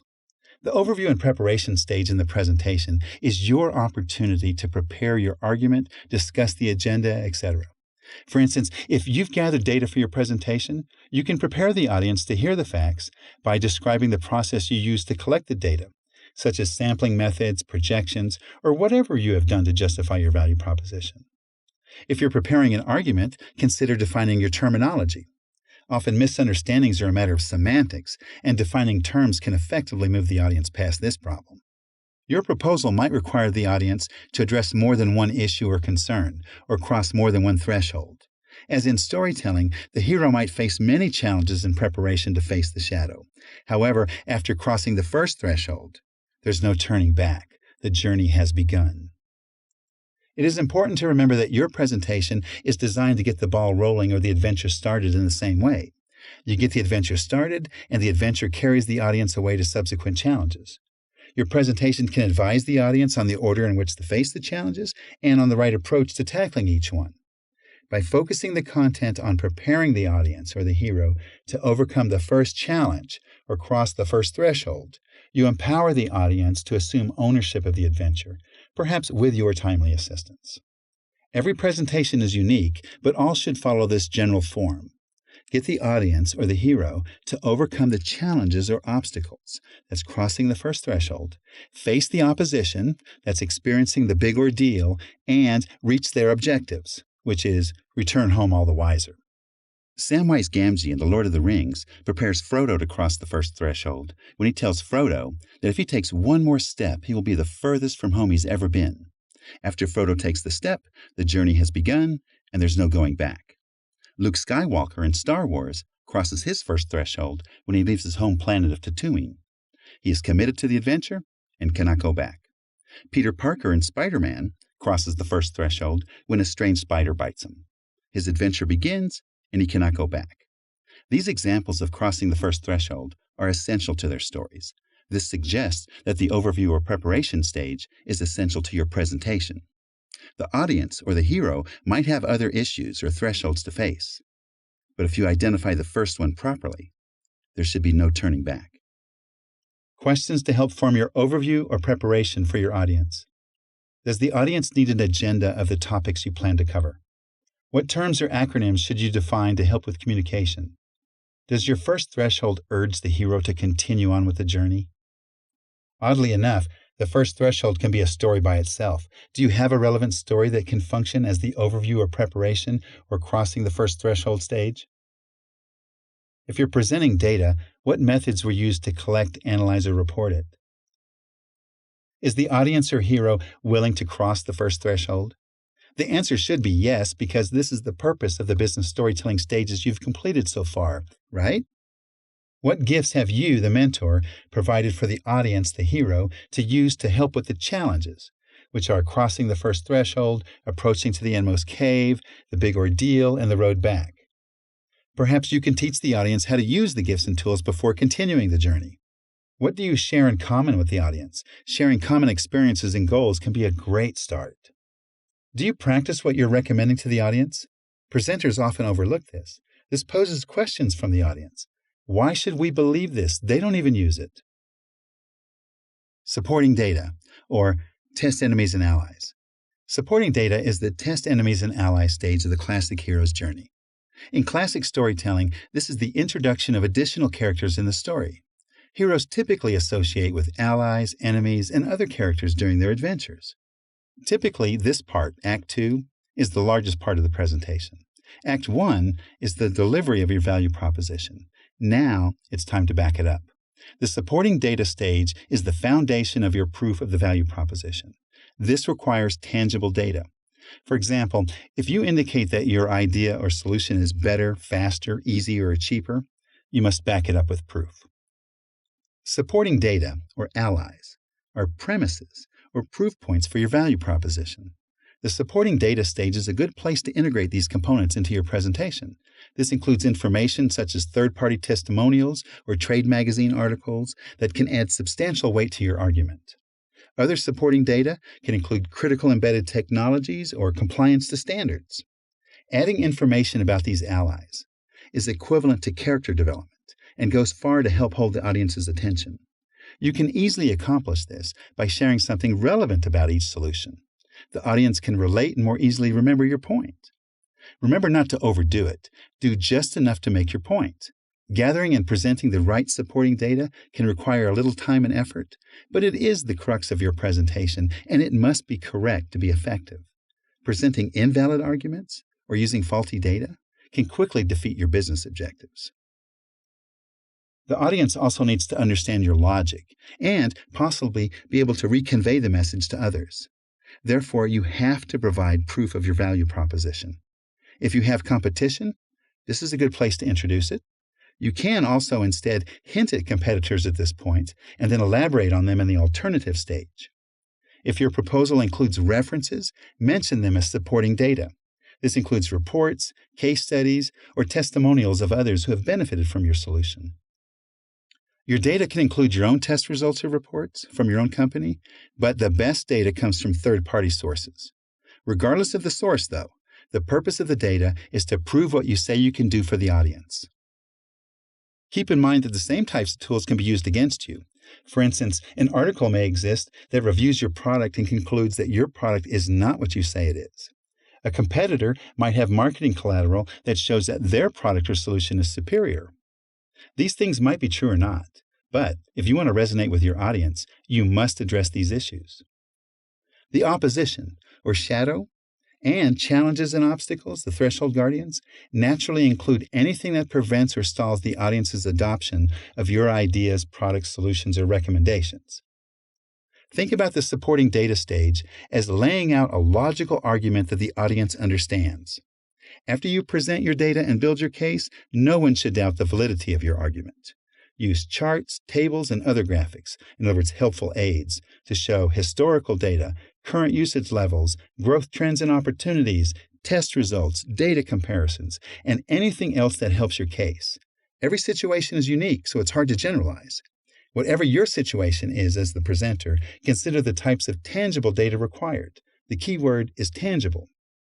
At the same time, be careful not to overwhelm the audience with too much data. Offer only enough to prove your point. The worst presentation is a lot of numerical and statistical slides. We've all experienced presentations with too much data. Sometimes it's difficult just to stay awake. When considering additional data, ask yourself, does this really help my point? If you can't undeniably say yes, you probably should omit it or make it optional. More does not necessarily equal better. If you are persuading the audience, a logical and valid argument is to your advantage. Accurate and compelling data can assist in moving the audience toward your vision. Be careful, though, because you jeopardize breaking the magic of storytelling when you spend too much time displaying supporting data. The mind can and will wander, and it doesn't take long to have members of the audience yawning and struggling to keep their eyes open. We've all been there, and the only real cure is a break. It's better to engage the audience. Business storytelling, like classic storytelling, involves speaking and interacting with the audience. Move away from the podium and talk to the people. They have to pay attention if you're addressing them directly. When you do it right, you'll see them at the edges of their seats. Remember that the audience, or hero, is transformed in the story. If the audience members were doubtful or tentative about something, your presentation can instill confidence. If they seek answers, they should feel sufficiently informed when they leave. Once you have developed your basic idea, review it and make sure it makes sense. Follow the logic. If the audience wants performance, present test results that prove your performance claims without a doubt. If you can't do that, Then adjust your claims and make sure the supporting data and the claims are consistent. This is critical. Thinking through your supporting data also gives you extra confidence. This might seem subtle, but the audience can recognize confidence. When you lay out a good argument with tangible proof points, you win over the skeptics. Heroes typically associate with allies during their adventures. Likewise, in business storytelling, the concept of supporting characters includes technologies, solutions, partners, etc. Whatever your proposition is, you most likely don't deliver everything alone. Just as in classic storytelling, other characters or allies are involved, and the supporting data stage is where you introduce the other characters who work with you. Questions to help form your supporting data. How confident are you that your data substantiates your claims? Do your proof points make logical sense? For example, if this is true and that is true, then it follows that the proposal is true? What allies, testimonials, articles, case studies, forecasts, etc., are required to make your point? Does it make sense to introduce opposition, threshold guardians, or shadow at this point in the presentation? Will the members of the audience use your data to propagate your message to others, or will they use it to counter the opposition's message? Where do those in your audience stand on the issues you're presenting? This is important because your argument may have to move them from their ordinary world. Do you really need all of the data you plan to show them? Remember to ask yourself, does this really help make my point? If not, get rid of it. Is this an opportunity for an embedded story about how you or your company went through test after test until a breakthrough occurred or the problem was solved? Does your argument contain assumptions and facts that can be challenged? Are you prepared to defend them? In a nutshell, what would you say is your main point? Alternatives, or approach to the endmost cave. Alternatives are the approach to the endmost cave stage of the classic hero's journey. This is the final preparation before the big ordeal. The hero likely still has unresolved issues or threshold guardians to deal with or overcome before meeting the shadow. Dorothy and her friends in The Wizard of Oz approach the endmost cave when they travel to the Wicked Witch's castle only to encounter another attack. Scarecrow is torn apart, and flying monkeys steal Dorothy away. Luke and company in Star Wars approach their endmost cave when they are drawn into the Death Star where Princess Leia and Darth Vader await. In a business presentation, the alternatives are the remaining issues that involve making a contrast between your proposal and other options. Success is achieved by showing how your proposal is better aligned with the concerns and goals of the audience. Like other stages of the business storytelling structure, the amount of effort required to develop the alternative stage varies with the competitive landscape. If little competition exists, then little effort is required. In movies and stories, the hero willingly approaches the evil headquarters, or the endmost cave, as long as no resistance is there. In other words, it is advantageous for the hero to approach when nothing is in the way. Of course, surprises such as an ambush can spring up unannounced, but that makes for a better story. Likewise, little or no competition is an advantage to the presenter. But be wary of surprises or shapeshifters. New competition from all corners of the globe can arise at any time, or worse, individuals in the audience can easily change their minds at any time. Competition can come from unusual places, too. In teaching business storytelling, our biggest challenge or shadow is usually students' old habits. Most already have a favorite approach to creating presentations, and when asked to prepare a presentation, stress and anxiety tempt them to resort to their old ways. In class, we demonstrate the business storytelling approach as a way to get students ready to practice it. The demonstrations correspond to the supporting data stage, the test enemies and allies, and student labs represent the alternatives, or approach to the endmost cave. Our goal in teaching business storytelling is to show the students how it works, and they naturally compare it to their old ways. They might not be convinced at this point, but they are now prepared to give it a chance. Then they face other issues or threshold guardians, such as guidelines, standards, templates, existing presentation materials, time availability, etc. Competition is rarely scarce in business. In fact, the audience or the hero might find the competition or the shadow at its toughest at this stage because the stakes are high. Everyone wants to win the customer over using various tools, such as features, benefits, incentives, relationships, etc. Customers might believe the competitive claims or, at a minimum, be influenced by them. These things can cause confusion and uncertainty.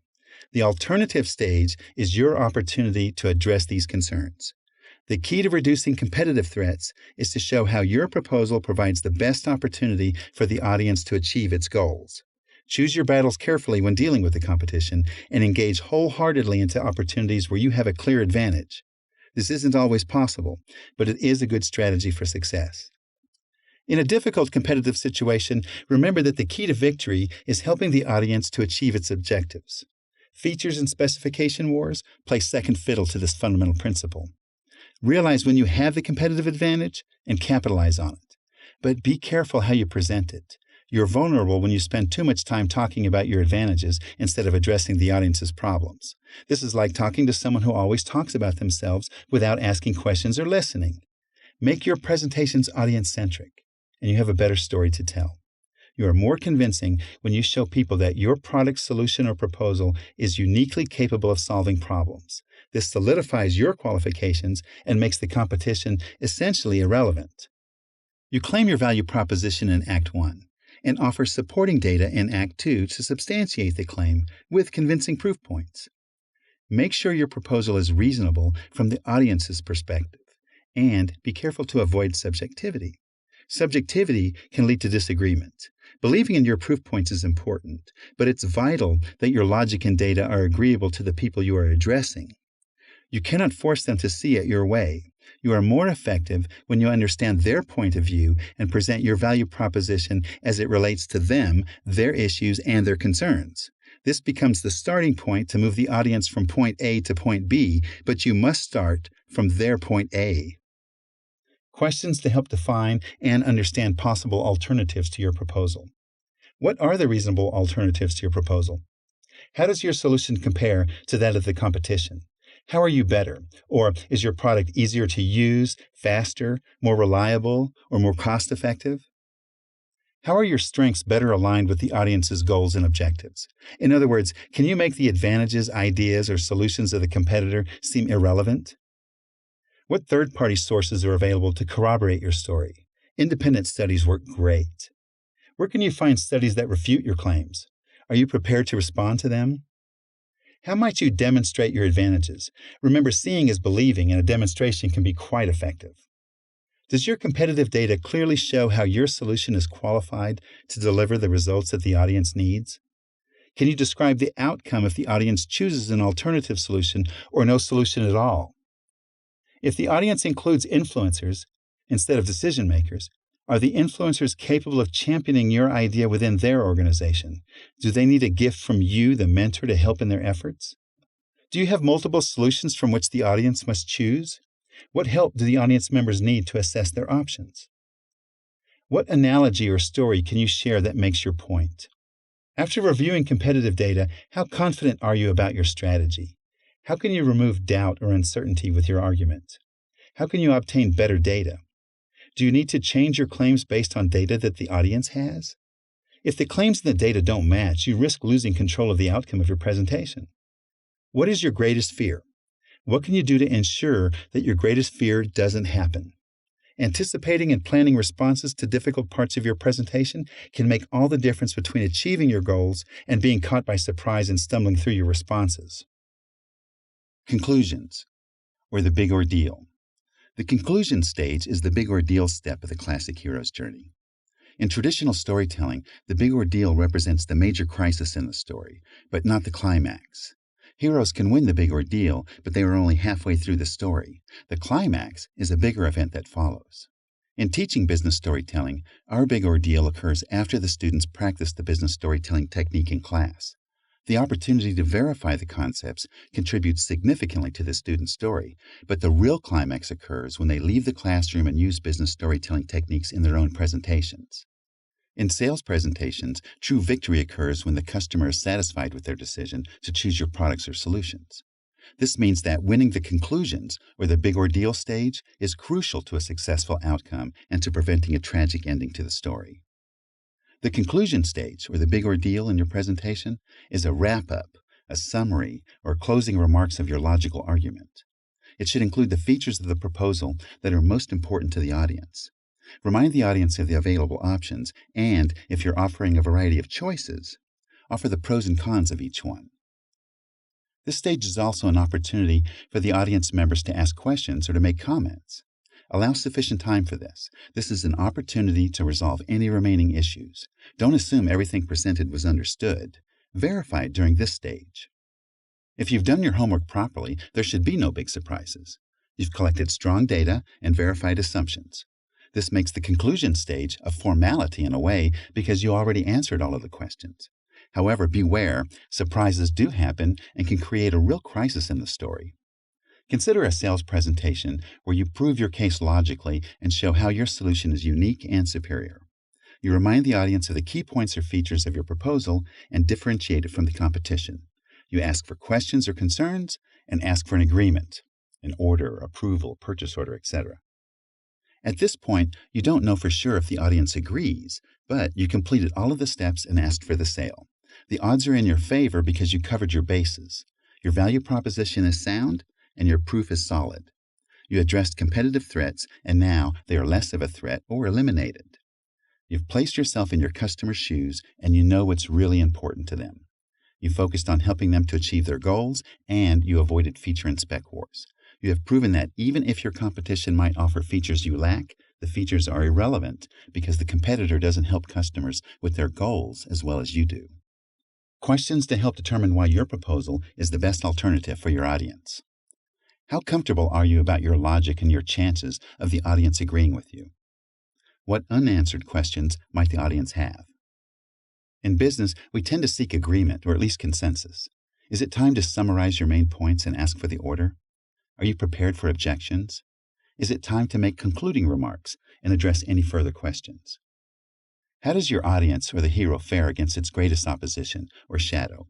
Does the opposition win, almost win, narrowly escape, or is it lingering around waiting for the next opportunity to disrupt? Is the opposition gone forever? Do the previous parts of the business storytelling process build up to this point? Consider previous stages in this act as premises that lead to inferences that lead the audience to your concluding statements. Can any of the issues or concerns, the threshold guardians, or the opposition, the shadow, be converted into solutions or allies or a positive force helping your audience, the hero? How could the element of surprise help or hinder your presentation objectives? Are you able to list the key points that ultimately validate your value proposition? Does it make sense? Agreement, or the reward. Agreement is the reward of the classic hero's journey. Once the hero has visited the inmost cave and survived the big ordeal, the hero can seize the reward. Luke in Star Wars receives his reward when Princess Leia is rescued and leaves with important information about the Death Star. Dorothy in The Wizard of Oz receives her reward when the witch is dead and she retrieves the witch's broomstick. The reward represents the precise point of the adventure. The hero leaves the comfort of the ordinary world to retrieve something from the special world. Then the hero has to return to the ordinary world, but only with the reward. Obtaining the reward and returning home might be easy to accomplish, or it might be difficult, requiring several attempts or steps. The agreement stage of the business storytelling structure is about accepting the proposal. If you've done your homework, know your audience, presented a solid, valid argument with supporting data, and made the case that your solution or proposal is the best option available, agreement is a natural result. The audience may agree logically, but is not yet compelled to action. You still have some work to do, and so does the audience. You may have to negotiate specific terms and conditions to close the deal. Be prepared for objections. Consider reasons that the audience might refuse a logically sound proposal. Maybe the audience agrees with most of your proposal, but has issues with some details, such as scheduling, initial investment, or project scope. Objections are a natural part of the selling motion, and they indicate interest. There are 3 general types of objections: stalls, obstacles, and showstoppers. Stalls are essentially agreement with the proposal with issues, real or otherwise, with timing or scheduling. When the audience stalls, acknowledge their concern and suggest alternative scheduling. You might break the project into smaller, manageable pieces. Another example of a stall is an audience wanting time to make a decision. Large corporations often have many decision makers or stakeholders and require more time to make a decision. This is normal, and you must allow them to follow their procedures. You've done your part. Relax, be patient, and let them do their part. Stalls are not showstoppers. They are agreements to the proposal with scheduling concerns. You can work it out. Obstacles are objections that are a little more severe, but they present an opportunity to use questions to close the deal. If we change that particular aspect of the proposal, do we have a deal? Showstoppers are a different story. They end the conversation if you cannot overcome them, and the deal is over. The best scenario is minimizing the chance of failure by doing a good job of researching and knowing the audience during the previous story stages. If you know how the audience will respond to your proposal, showstoppers are rare. Surprises do occur, though, and showstoppers happen unexpectedly. For example, the audience might have an obligation to go with the competition, regardless of the value of your proposal. Perhaps the audience has an agreement to buy a product as consideration for a separate, larger contract. However, if you can find a way to address the concern, the showstopper becomes simply another obstacle. Otherwise, all you can do is learn from the experience and move on. The best agreements are those where both parties benefit. You are providing value in return for value. This usually requires negotiation. When the audience brings up an objection, don't be afraid to include walking away as a possible response.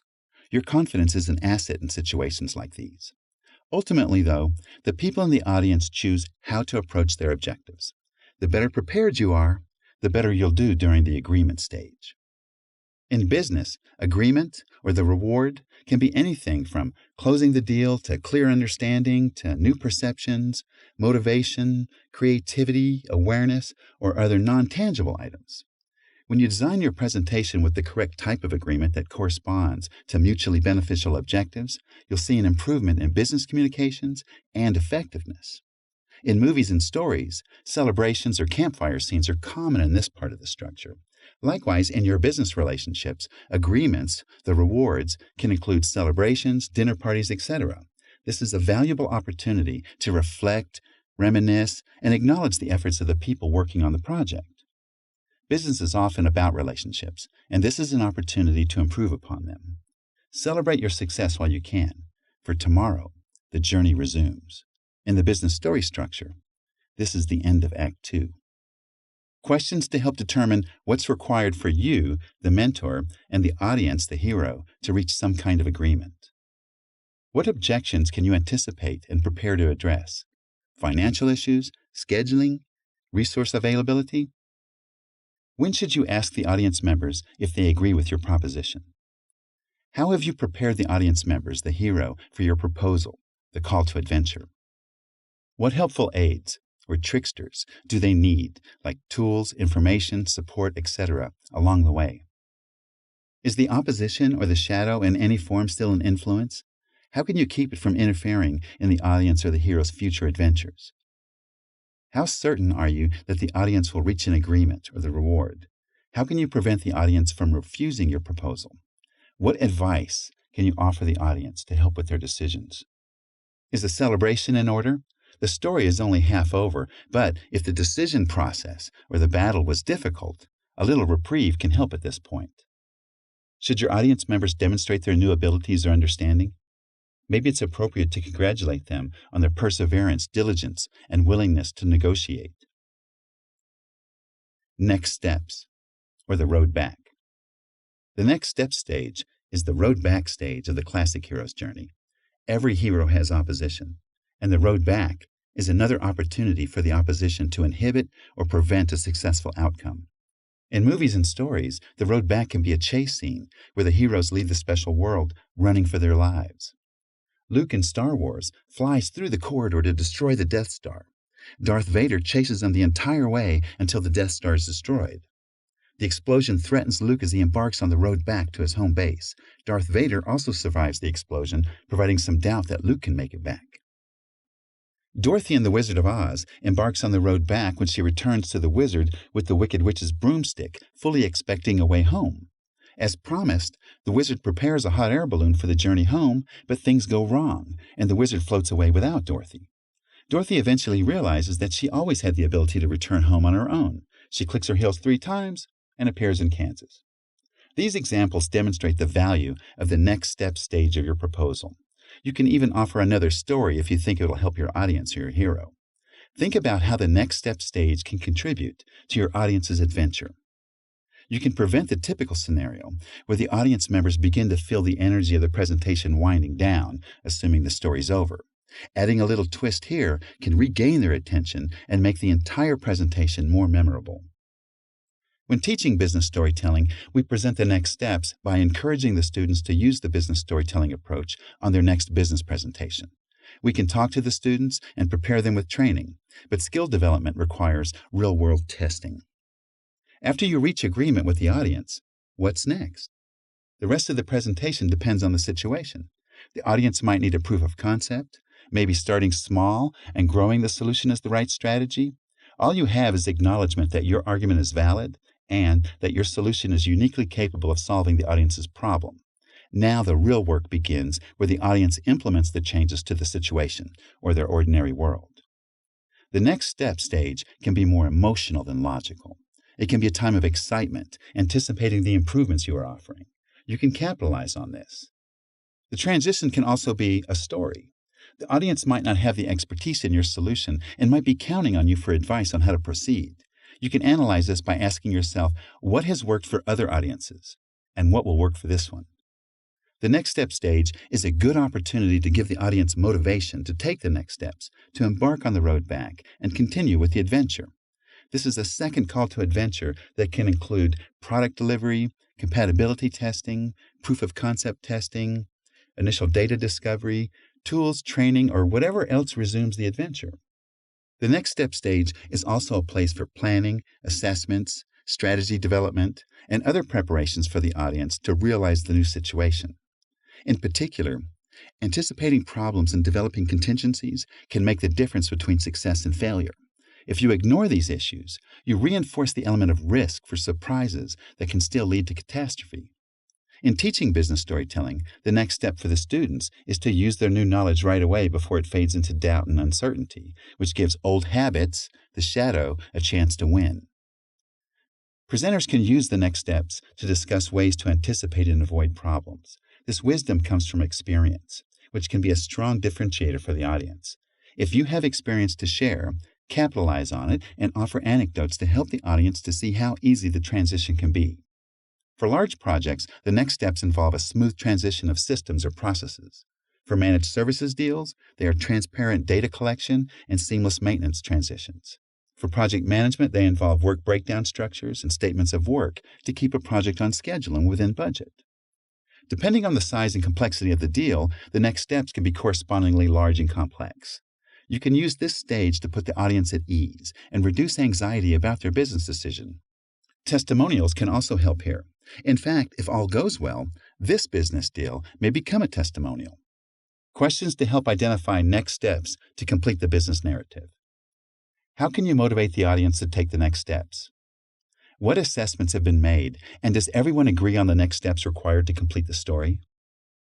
What tools, gifts, or information can you, the mentor, offer at this point to assist the audience, the hero, on the road back?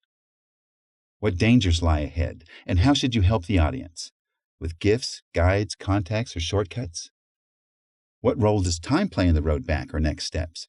Is time of the essence? Is time on your side? Support, or the resurrection.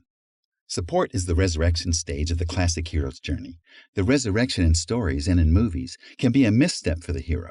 Sometimes the hero doesn't make it, or has a near-death experience.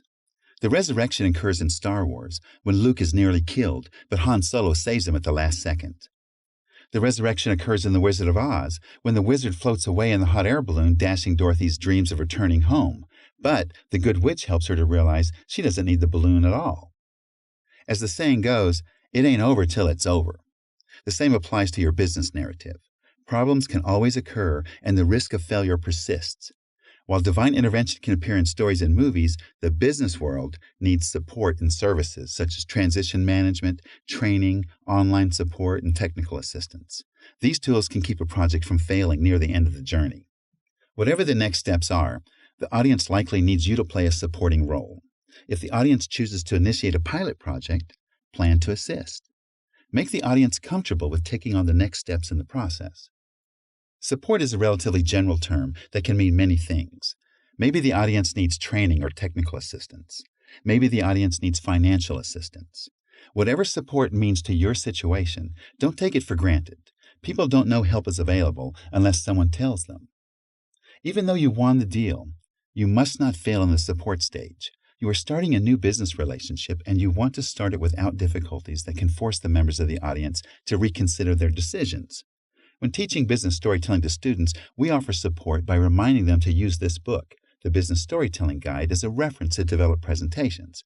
This book is designed to help build outlines and develop complete audience-centric business narratives. It offers ideas to help the presenter to develop appropriate content flow for the specific audience. This book is a tool for students to use until the business storytelling process becomes natural. It's a gift from the presenter or mentor to the audience members, the hero, to assist them on their journey. Then, the students or the hero often grow to become presenters or mentors themselves to prepare future students or heroes by passing along the guide, the gift. The support step is important to the success of your story. You must take it seriously. To get this far in your business narrative and fail would be a real tragedy. The business audience members or hero are perhaps fighting their greatest battle in the adventure. It's the stuff that good stories are made of. Success builds upon success, relationships strengthen, and business outcomes improve. Commitment to your audience success is the essential point of the support stage of the business story. The ultimate battle in your business narrative is between the audience, the hero, and the opposition, the shadow. In business, the shadow archetype is often traditional workflows or processes and systems. For some reason, many people are reluctant to let go of aging and ineffective systems. They become accustomed to them and learn to be good at it, and they want to keep their skills. This is like breaking an old habit. It takes courage to take the first step towards change. Continuation and perseverance is required to develop new skills to replace the old ones. The first days are the hardest, and support systems are critical. Confidence develops after courage, and then creativity takes over. Once a person makes a commitment to change, they're unlikely to return to their old ways. Questions to help identify the level and type of support required to ensure success during the next steps to achieve satisfaction. Do you have a contingency plan to ensure a successful outcome for the audience? Remember that audience success equals your success in business storytelling. What guides are available to help the audience or the hero with the transition or stay on course? Who is involved in the final showdown between the hero character and shadow character? What advice can you offer the audience members, the hero, should they encounter the opposition or shadow? If the project is large, how can you track and manage progress through the remainder of the journey? Does everyone agree on the transition plan from the ordinary world to the new and improved, transformed world? Is this the greatest challenge and test presented to the audience or hero in the entire story? Can the people in the audience ever become self-reliant enough that they no longer require support? What happens if the audience struggles through or fails to complete the rest of the journey? Is failure even an option? How can you eliminate the opposition for good? Satisfaction, or return with the elixir. Satisfaction is the return with the elixir stage of the classic hero's journey. In movies and stories, this is often the final scene. There is peace in the town again. The problem has been resolved. Well, this is true in happy stories. Sometimes the return with the elixir is a reflection of the journey, and accolades go to the hero. Better days are here, the hero is transformed, the ordinary world is transformed, and in fact, all have gained something from the experience. Everyone is a little wiser and better prepared for the next adventure. In The Wizard of Oz, Dorothy's return with the elixir is her psychological transformation. She knows in her heart now that there really is no place like home. In Star Wars, Luke's return with the elixir is acknowledgement that he is a true Jedi Knight and the galaxy has been saved from the dark side. The return with the elixir is the ultimate goal of the story. Likewise, satisfaction is the ultimate goal of the business narrative. People want to feel good about their decisions, and you can give them that satisfaction by asking for a reference for other potential customers. These referrals can be informal recommendations or formal testimonials. They come from relationship building and gaining trust. By genuinely helping the people in your audience to achieve their goals, you easily gain that trust and improve your own business outcomes. In business storytelling, this last stage serves a very important function. It represents closure and completion. After a major project, businesses typically celebrate their success and acknowledge major contributors. They might even promote the people who made it a success. Perhaps on a somewhat smaller scale, they offer award bonuses or gift certificates. Satisfaction, like all stages of the business storytelling process, depend on the details of the situation. Nevertheless, closure is necessary to complete the story. If the finale is a future event, plan accordingly.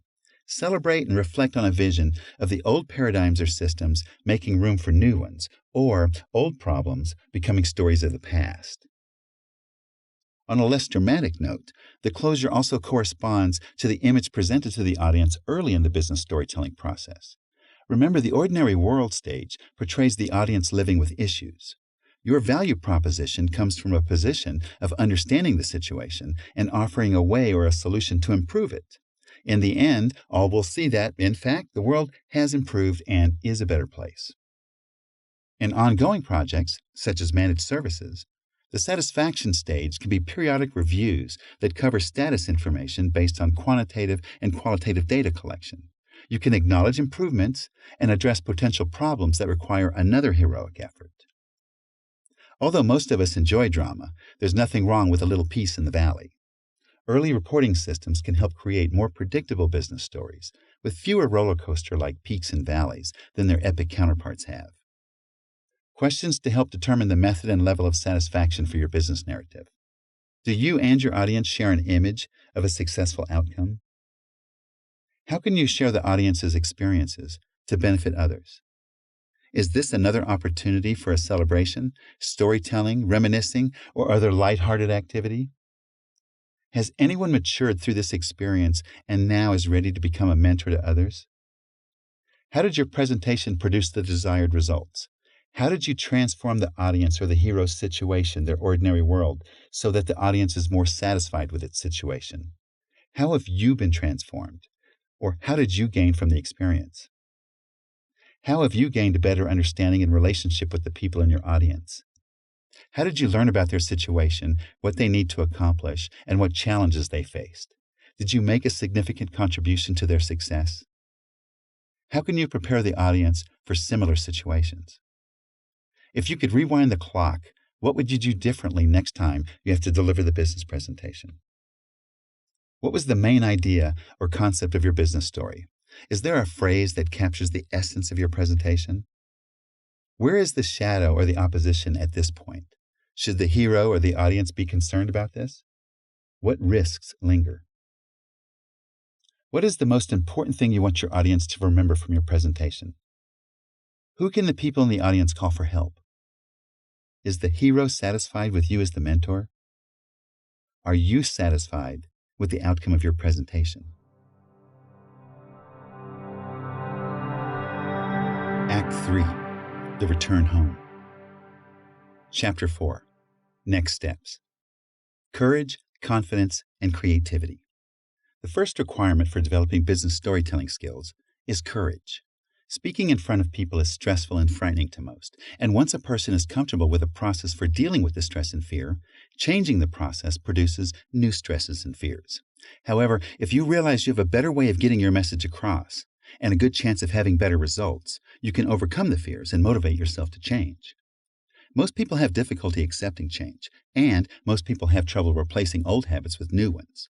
Temptations to procrastinate are difficult to resist, especially when pressed for time. Don't let that stop you. Have the courage to improve, and you will realize the rewards. Experience shows once you start using the business storytelling process, you are unlikely to return to your old methods. The reality is that business storytelling does not require you to abandon your techniques. Business storytelling complements the skills and talents you already have. Use the business storytelling structure to outline your presentation and flesh it out with the information you've developed using your normal methods. Another way to start is to add small parts of the business storytelling elements to each new presentation. Start with a hero character and a shadow character, and then add a herald or shapeshifter to the next one. Add a refusal in one presentation and a call to adventure in another. If you take smaller steps, soon you'll be building complete stories. Confidence comes with practice. Each time you use the business storytelling process, your confidence grows. It also grows from positive responses. You can tell when you're getting through to the audience, and receiving more encouraging comments and fewer criticisms is a good feeling. You'll be glad you decided to use business storytelling.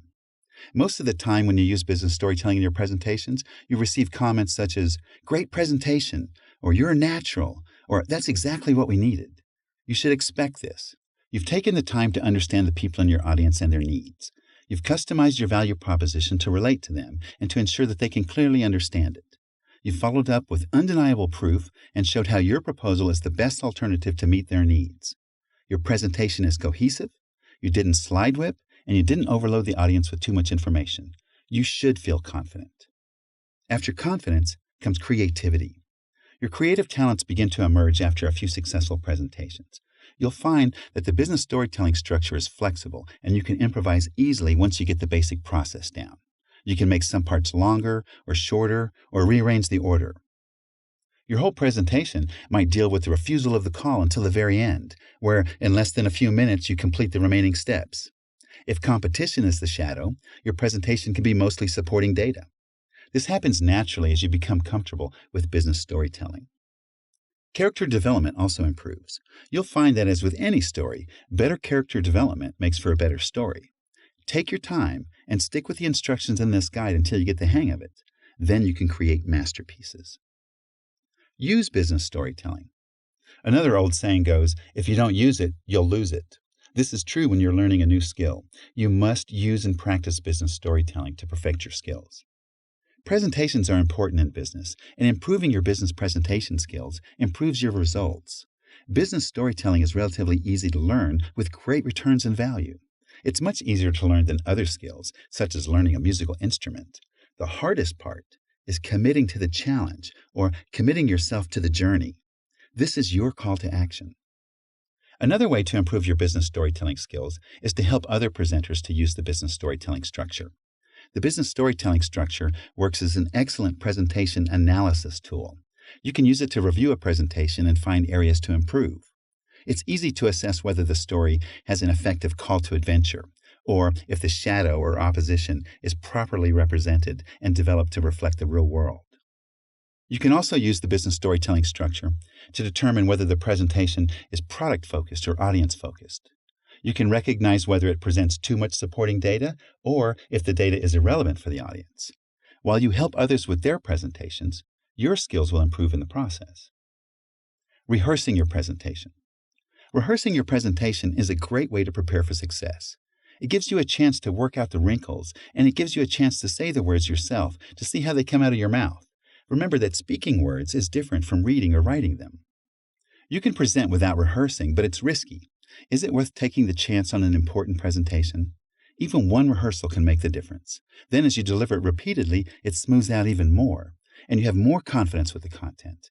The bottom line is that if it's important to get it right the first time, rehearsal is required. If you don't have time to rehearse, at least do a brief review of each slide, and remember the slide that follows it. This is an opportunity to remind yourself of what you want to discuss and how to transition to the next topic.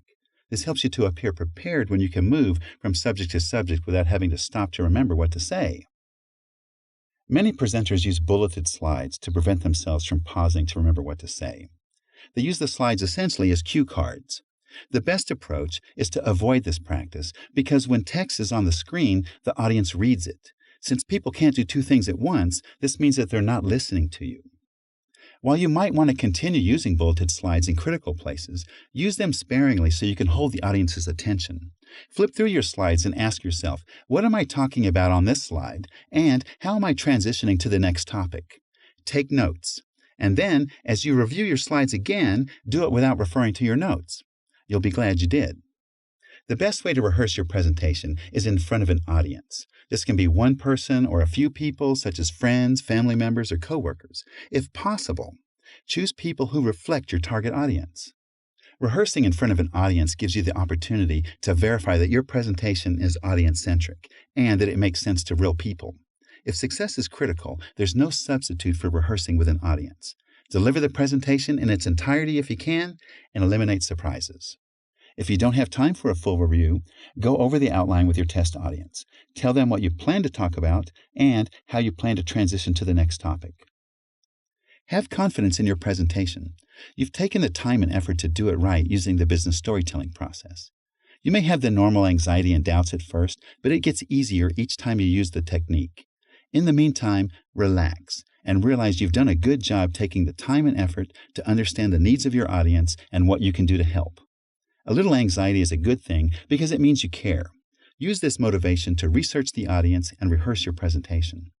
Incorporate the feedback you get along the way. Ask for it whenever appropriate. The people in your audience are there because they want to learn something, but don't forget you can learn from them. You can use formal evaluations or conversations to discover what's working. Use what works and work to improve the rest. Better presentations, better outcomes. As you implement the business storytelling process, you'll see that it helps you to achieve your own business goals. It helps you to focus on the needs of the audience members and to analyze how you can best meet their needs. This tends to improve your effectiveness and their satisfaction. This is a good example of a mutually beneficial business engagement. After a few successful business stories under your belt, you'll likely not revert to your old methods of presenting. This is because business storytelling is actually easier and more effective. It gives you a complete framework to use as a tool. Once you establish a process, developing a presentation is a matter of plugging in the specifics. As the saying goes, the proof is in the pudding. Your proof is your improved success. Remember to use this book as a reference to help you develop your own stories. As you gain experience, you will need it less and less. Then give it to a coworker or a friend so that they can benefit from business storytelling. Together, we can save the business world from boring business presentations. Learning more. You can find vast amounts of information about business storytelling on the internet, in books and articles, and from other storytellers. One of the better hero's journey movies is the first, or is it the fourth? Let's say the original Star Wars. George Lucas actually enlisted the help from Joseph Campbell, the author of The Hero with a Thousand Faces, during the production of the movie. That's why many of the examples in this book are from Star Wars. Quite a number of modern movies are developed based on the hero's journey because it fits nicely with the 3-act structure that's common in the movie industry. So pick most any movie and take notes. See if you can recognize the stages in the heroic structure. This is also a good way to memorize the heroic story structure. Wouldn't it be great if more homework assignments were like this? The best resource of all is other business storytellers. This is a true art form where artists influence each other. Notice how master storytellers manipulate the story structure in many different ways. Figure out how to implement these ideas in your own stories. As you become proficient in the storytelling process, you'll begin to influence others with your techniques. Chapter 5. Creating your presentation. This chapter includes detailed instructions for creating audience-centric business presentations. Follow these instructions to work through the business storytelling process. This chapter refers to chapters 2 and 3 to help you to create your presentation.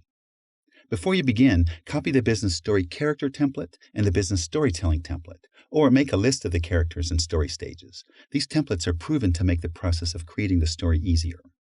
Use this chapter to help complete the templates. Then, use the templates to create a PowerPoint presentation based on the business storytelling structure. The rest of this chapter follows these 3 steps. Number 1, create PowerPoint outline slides. Number 2, flesh out the outline. And number 3, create, edit, and delete slides. Let's take a closer look at each step. Number 1, create PowerPoint outline slides. As with any story, the business storytelling process starts with an outline. Use the business story character template first to define your characters. Then, complete the business storytelling template to create the outline and flow of the story. As you create your story, refer to the parts of this book that explain each character and story stage. To begin, read the character descriptions in Chapter 2 and come up with ideas for developing your own characters. Write your ideas in the business story character template next to each corresponding character. Complete all of the characters if you can. If you're new to this process, develop at least the basic characters. A hero, which is the audience, a shadow, which is the audience's opposition, allies are the solutions, and threshold guardians are the issues. Remember, as you gain experience, you can develop more characters. Next, approach the business storytelling template in a similar way. Read about each stage of the hero's journey in Chapter 3, and as above, develop ideas to build your story. Do not skip any of the sections. While it's true that even a partial implementation of storytelling techniques produces positive results, the best results come from complete stories. You'll find several suggestions in each section to help you with ideas that apply to your situation. Write your ideas in the business storytelling template. Sometimes the first paragraph of a description gives you an idea, and there's no real need to read the rest. Once you get the idea, move on. Other times, you'll read the entire section and still not have the ideas that you want. This is okay. Skip it for now and work on another stage. You can come back later when more of the story's clear and you have more information for ideas. As you learn this process, you'll often know what to include in your presentation without referring to this book at all. That's our goal, to give you a tool to get started. Eventually, you eliminate the need for the tool because the process comes naturally. After you complete both templates, you can begin creating your PowerPoint slides. Create one slide for each statement in the business storytelling template. 12 slides in all, one for each stage in the hero's journey. Thus far, you have a basic outline of a presentation. Now take a step back and look it over. Can you see a story? The story should begin by describing the audience's situation, their ordinary world. Then it continues with their requirements, the call to adventure, their challenges, their refusal of the call, and your value proposition, which is meeting with the mentor. This is Act 1, where you align with the audience's ordinary world. Act 2 is where you provide undeniable and logical proof of your claims. Act 2 should begin with some kind of preparatory information, which is crossing the first threshold, that you present before showing supporting data, that's the test enemies and allies, for your value proposition, and that's meeting with the mentor. This includes dealing with competitors and proving conclusively that your value proposition is true. This is the special world. Your responsibility as presenter or mentor is to get the audience, the hero, to listen, to cross the first threshold, to an overview or preparation, view supporting data, that's experiencing the test enemies and allies, eliminate alternatives, that's approaching to the inmost cave, reaching similar conclusions, that's enduring the big ordeal, and coming to an agreement, that's seizing the reward. The audience concurs, and this ends Act 2. This seems adventurous, doesn't it? Well, it's supposed to be adventurous. Act 3 is where you motivate the audience or the hero to take the next steps, the road back required to complete the rest of the journey, the return with the elixir. You prepare the audience members, perhaps provide them with tools for success, and keep an eye on them until the celebration at the end of the narrative. The point of Act 3 is to return the transformed audience or the hero home for the benefit of the audience's ordinary world. This is the standard layout of a business narrative, and your early stories should look similar. As you gain experience, you'll learn to be more creative with the story structure. Creativity includes shortening or extending sections, combining character traits, omitting sections, inserting surprises, and doing whatever else that occurs to you to improve on the story. This is an art form and a skill, and you always have room for growth. If your first business story outline differs substantially from the template, review it and see if you can identify the differences and the reason for the deviations. Then, if you're happy with your choices, continue on with the next steps below. Number 2, flesh out the outline. With an outline of 12 slides, it's time to flesh out the story. Some business storytellers might consider this step optional and use the outline slides only. If you leave this step out, the next step is to add the graphics to the outline slides and present it. In a way, the small number of slides forces you to communicate directly with the audience. This is a benefit, but most of us need a little more granularity for comfort. You can add more detail by using text bullets as notes. Add 3 or 4 or more to each slide to capture the topics you want to discuss. This also helps with content flow. The outline is also an overview. Adding the bullets reminds you of what to talk about for each part of the story. Bullets also help you to see the transitions between slides. This is key information that you can use when rehearsing your presentation.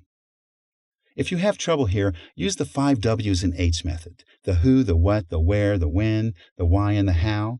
You don't have to answer all of them, but if you go through each one, you get ideas to consider. You can also expand on the 5 W's and H to brainstorm.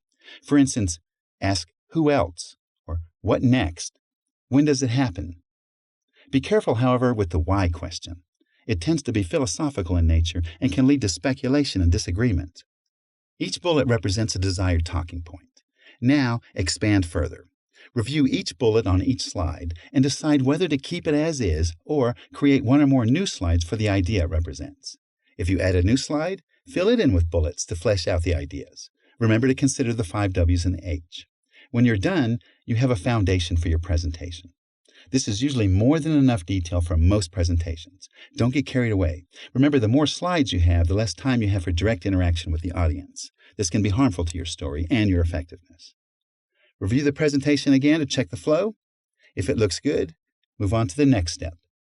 Number 3, create, edit, and delete slides. At this point, you have 12 slides or more, and your story is expanded and detailed. Now, you can create and add graphics where appropriate. Use photos, charts, or other graphics that capture the ideas of the bullets on the slides. But avoid using clip art. Clip art comes across as lazy and sends a message that you lack creativity. Adding graphics to every slide is not necessary. Address only the ones that you're sure of. If you don't have graphics ready now, add notes to describe the graphics you want and continue. This gives you a mix of bulleted slides and slides with graphics, with or without the original bullets. Now you can begin to see the story in the slides. Review each bulleted slide and delete the unnecessary ones. This may be your biggest challenge. This also might seem confusing since you just spent time creating them, but remember, you are telling the story. The slides are there only to help you tell it. If your audience can just read the story, they don't need you there. Think about each slide and ask yourself if you need the bullets. If they are only reminders of what to say next, consider alternatives. You'll find that graphics are more interesting and they give you more freedom to tell the story yourself. Most presenters tend to read the text to the audience, and you should avoid doing it. This is the meaning of death by PowerPoint. The audience is not a group of children. If you talk to the people directly, look at them, and have a conversation with them, they are more likely to listen. This is the advantage of storytelling. Think about conversations for a moment. If someone stops you in the hallway and asks how your vacation went, would you show them a list of activities, discuss each one in detail, and then summarize what you said? No. You would tell them a story in an interesting way and have fun doing it. Your presentations work the same way. As you consider whether to keep each slide, err on the side of keeping it. Remove only those that you know you can do without. You can always remove extra slides later as you review and rehearse. The point is that business storytelling encourages dialogue with the audience, and dialogue is more difficult when you are reading from slides. Rumor has it that many organizations are banning the use of bulleted slides. They know the perils of slide whipping, and they probably have much better presentations. If you add slides sparingly, your audience will thank you. Besides, talking to the audience members instead of reading to them makes you appear more natural, you feel more comfortable, and your presentation is dynamic and interactive. The audience members can tell that you care about them, and that improves business relationships and potentially results. At this point, all remaining bulleted slides, if any, should include photos, charts, and other graphics that capture the idea of the bullets. You should have a good-looking presentation. The story should be clear to you even without the bullets you have removed. Remember, the content is still there. You only removed redundant slides that were serving as cue cards. You can easily glance at notes to help remember the content. Now is a good time to review the presentation to make sure it feels right. Flip through the slides as though you're presenting, and note places where you would like more slides to make your point. Also, note places where you stumble over extra slides. Then add and remove slides to make it feel right. This is only a review. You should rehearse more once you've fixed each segment and you're comfortable with the content. Don't worry so much about keeping the story structure intact. Just make small changes to help with the flow. The story will survive. You might have requests to summarize the content and the crux of your presentation. This is the popular technique called the elevator pitch or the lunch meeting pitch, where you briefly present your case. Does this work with business storytelling? Surprisingly, the business storytelling structure makes the elevator pitch very easy. All you have to do is look at the value proposition you created in Act 1 in Meeting with the Mentor. Don't worry about the detailed supporting data in Act 2. No one remembers it in such brief encounters. If you need more, use some of the content in Act 3, which is motivational and includes a glimpse of the audience's ordinary world transformed. Appendix A. The Shadow. One of the first challenges facing a new business storyteller is identifying the shadow character. Many are tempted to ignore the shadow character. This is understandable because it's human nature to avoid discussing what can go wrong for the hero. It's more fun to talk about triumphs. However, ignoring the shadow character is an ineffective strategy. It's better in most cases to acknowledge the shadow character, which could be competition, issues, or other forms of opposition, rather than to wait for it to appear as a surprises character or shapeshifter and possibly cause the hero to fail.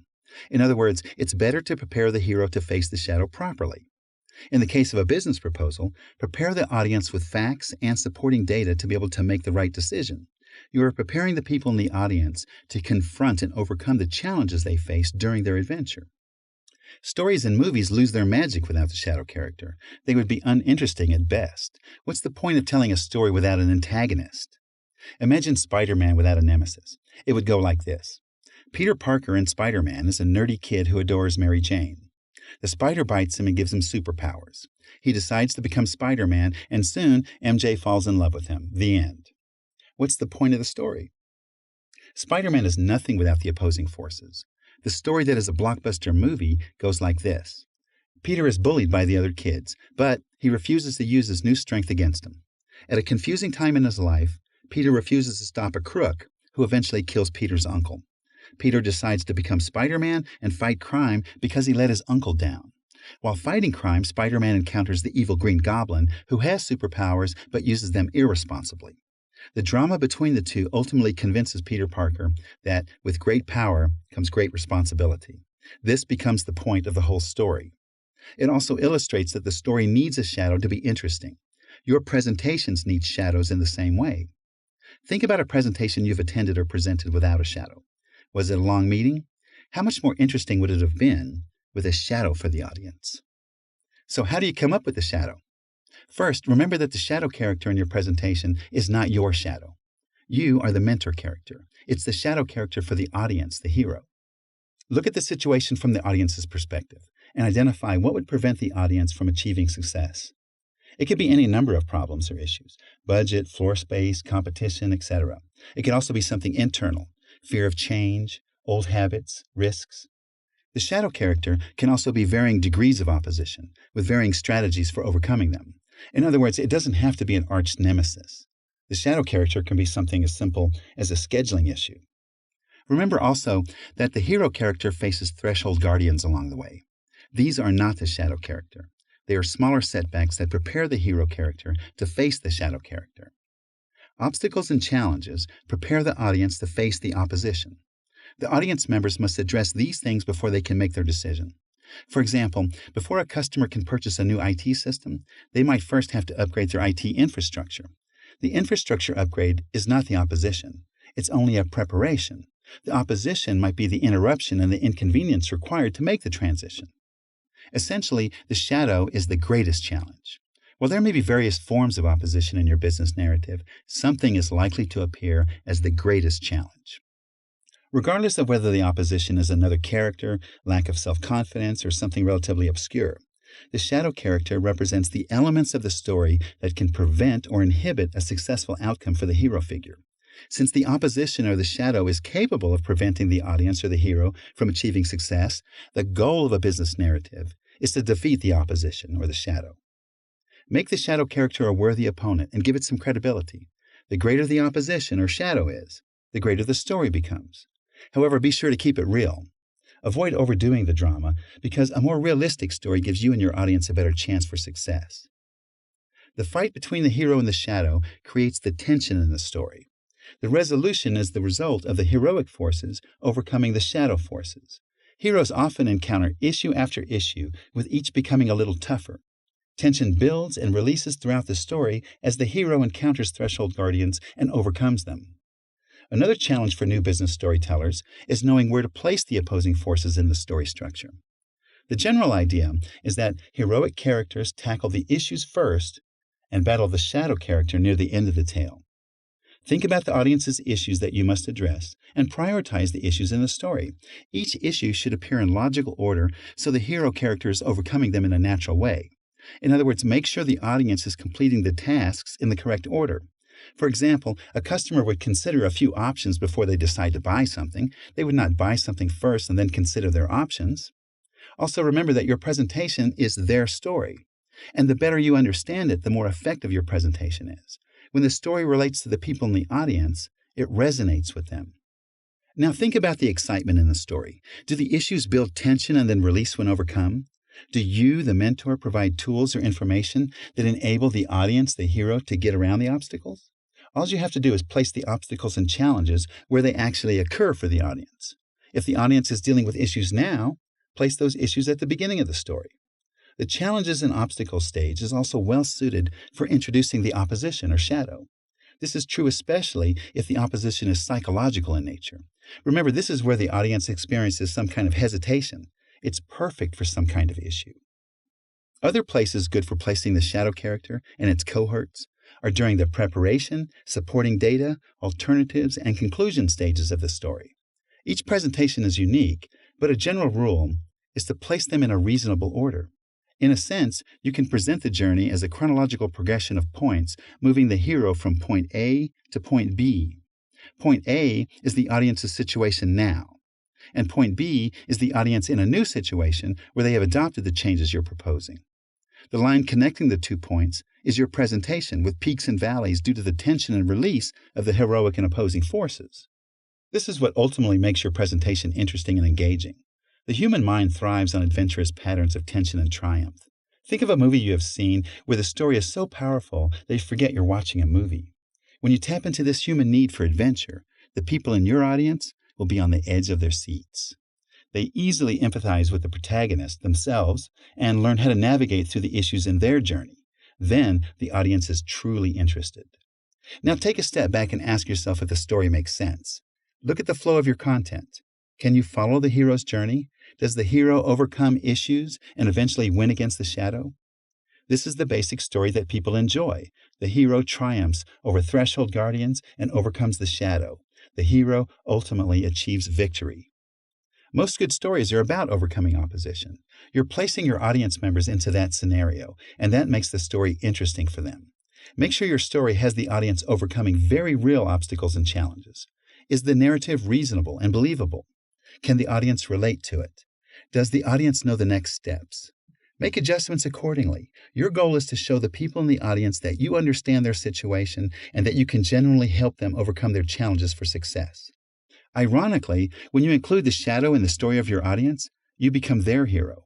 You get the audience's attention by understanding the shadow and showing the audience how to overcome it. This is true particularly if people in the audience are attending your presentation to find out how to overcome their challenges.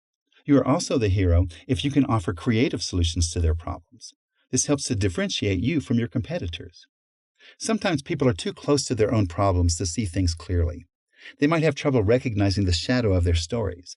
In other words, they might be unaware of the challenges they must overcome to achieve success. The people in the audience will greatly appreciate your guidance. If they are aware of their shadow, they'll still appreciate your understanding of their plight. Ascertaining the shadow enables you to offer real solutions to help overcome their known and unknown challenges. This is why the shadow is so important. Without it, you have no drama, and drama captures or captivates the audience. In general storytelling, the successful author creates characters that relate to the readers. In business storytelling, we create a story that relates to the audience members. It's their story. When they realize this, it opens their minds for the rest of the journey. People want to hear the ending because it's their story. If you can show them how the story unfolds, they'll be better prepared to face their challenges. Hopefully, it's obvious that a story isn't really a story without the shadow. Identifying it might be difficult, so don't overlook it. The shadow is a vital element of storytelling. One of the most common mistakes of presenters is leaving out or minimizing the influence of the shadow. However, if you help others with their presentations, this is one of the first things to assess. Is there a shadow? Sometimes just adding a shadow to an existing presentation can make all the difference between a mediocre presentation and a captivating one. Appendix B, adapted for training. This guide is written primarily to help people with persuasive business presentations. Training presentations, however, must be informative.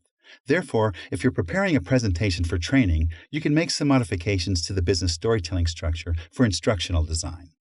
This appendix explains how to use the storytelling techniques to create training materials. Use the forms and tables in this section to complement the concepts presented in the rest of the book. Be sure to use the entire guide to help create a fully developed story. The business storytelling structure greatly improves training materials as much as it improves any other type of presentation because it focuses on making the presentation audience-centric. This means that the content of your training is tailored to your students. You understand their situation, their needs, and their pain points or challenges, and you create an agenda that addresses their specific situation. Why is this important? Tailoring content to the student's situation creates effective training materials. You might think training development already addresses the student's situation. This is somewhat true, but storytelling emphasizes the shadow archetype and shows how to overcome it. Compared to traditional product-centric training, business storytelling is a 180-degree turnaround in perspective.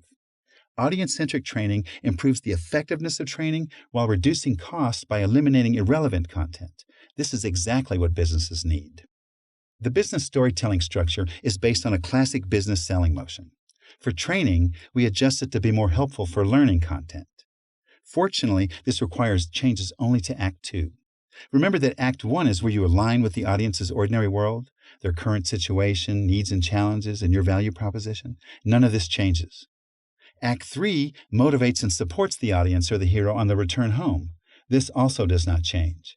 Act 2, however, deals with creating a logical argument supporting your value proposition and does require changes for training. When comparing the original business storytelling structure to the training storytelling structure, remember that Act 1 and Act 3 essentially remain the same. In Act 2, however, the overview and preparation of business storytelling becomes lecture in training storytelling. Supporting data becomes demonstrations. Alternatives become the hands-on labs and workshops.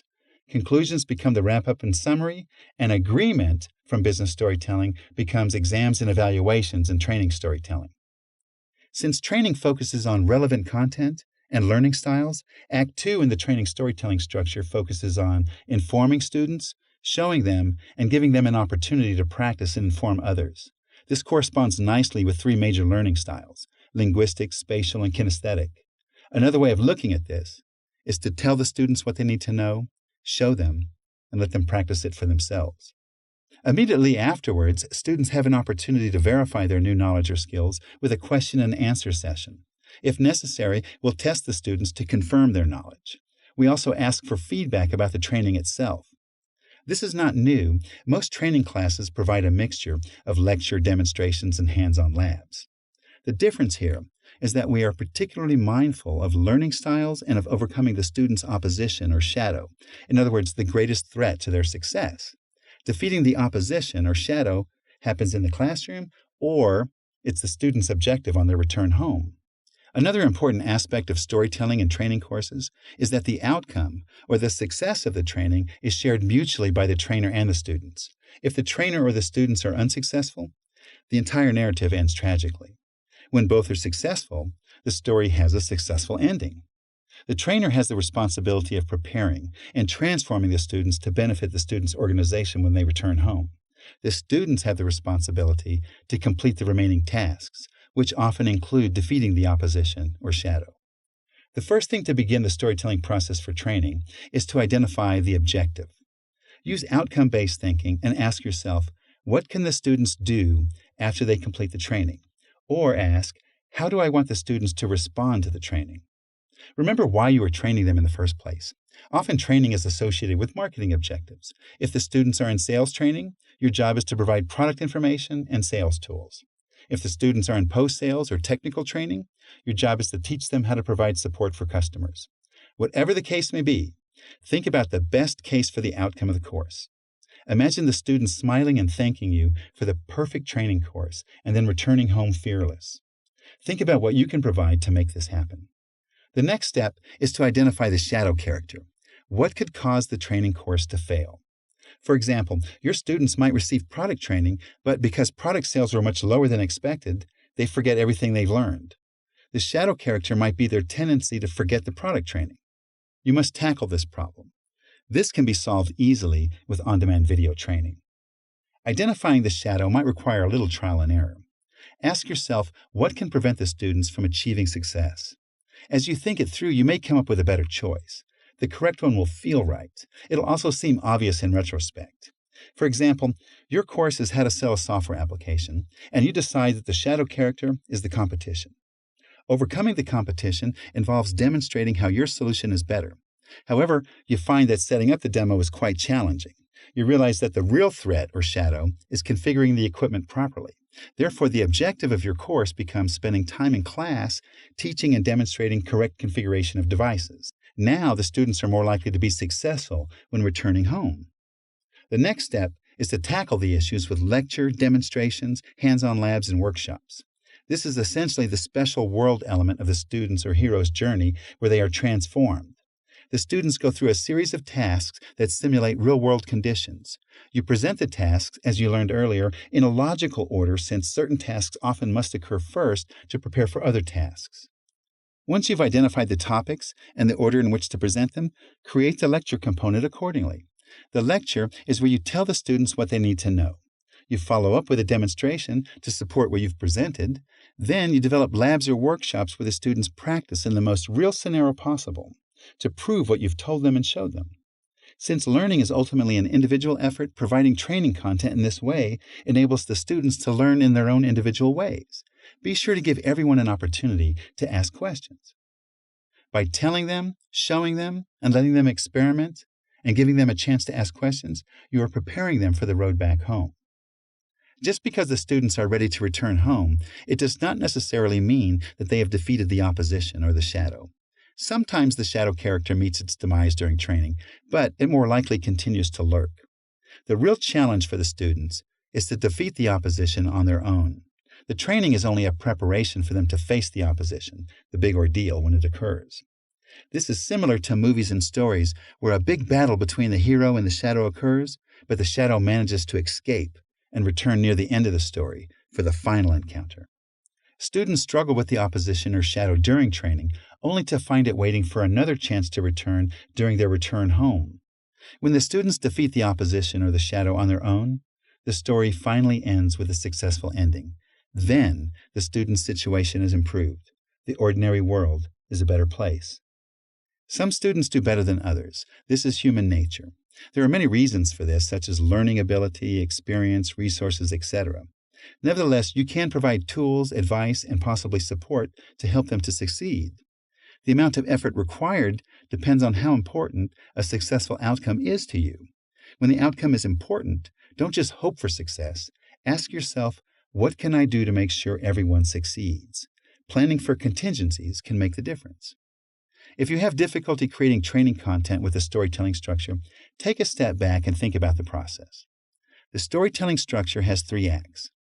Act 1 identifies the problem to be solved. Act 2 tackles the issues. And Act 3 prepares the students to return to their ordinary world. Complete each act separately to simplify the process. If you still have difficulty, focus on Act 1. It sets the stage for the rest of the story. Getting Act 1 correct should make the others 2 much easier. Completing Act 1 tells you who your students are. It tells you their needs and their challenges, and it gives you a plan to deal with these issues during training. In other words, your training agenda.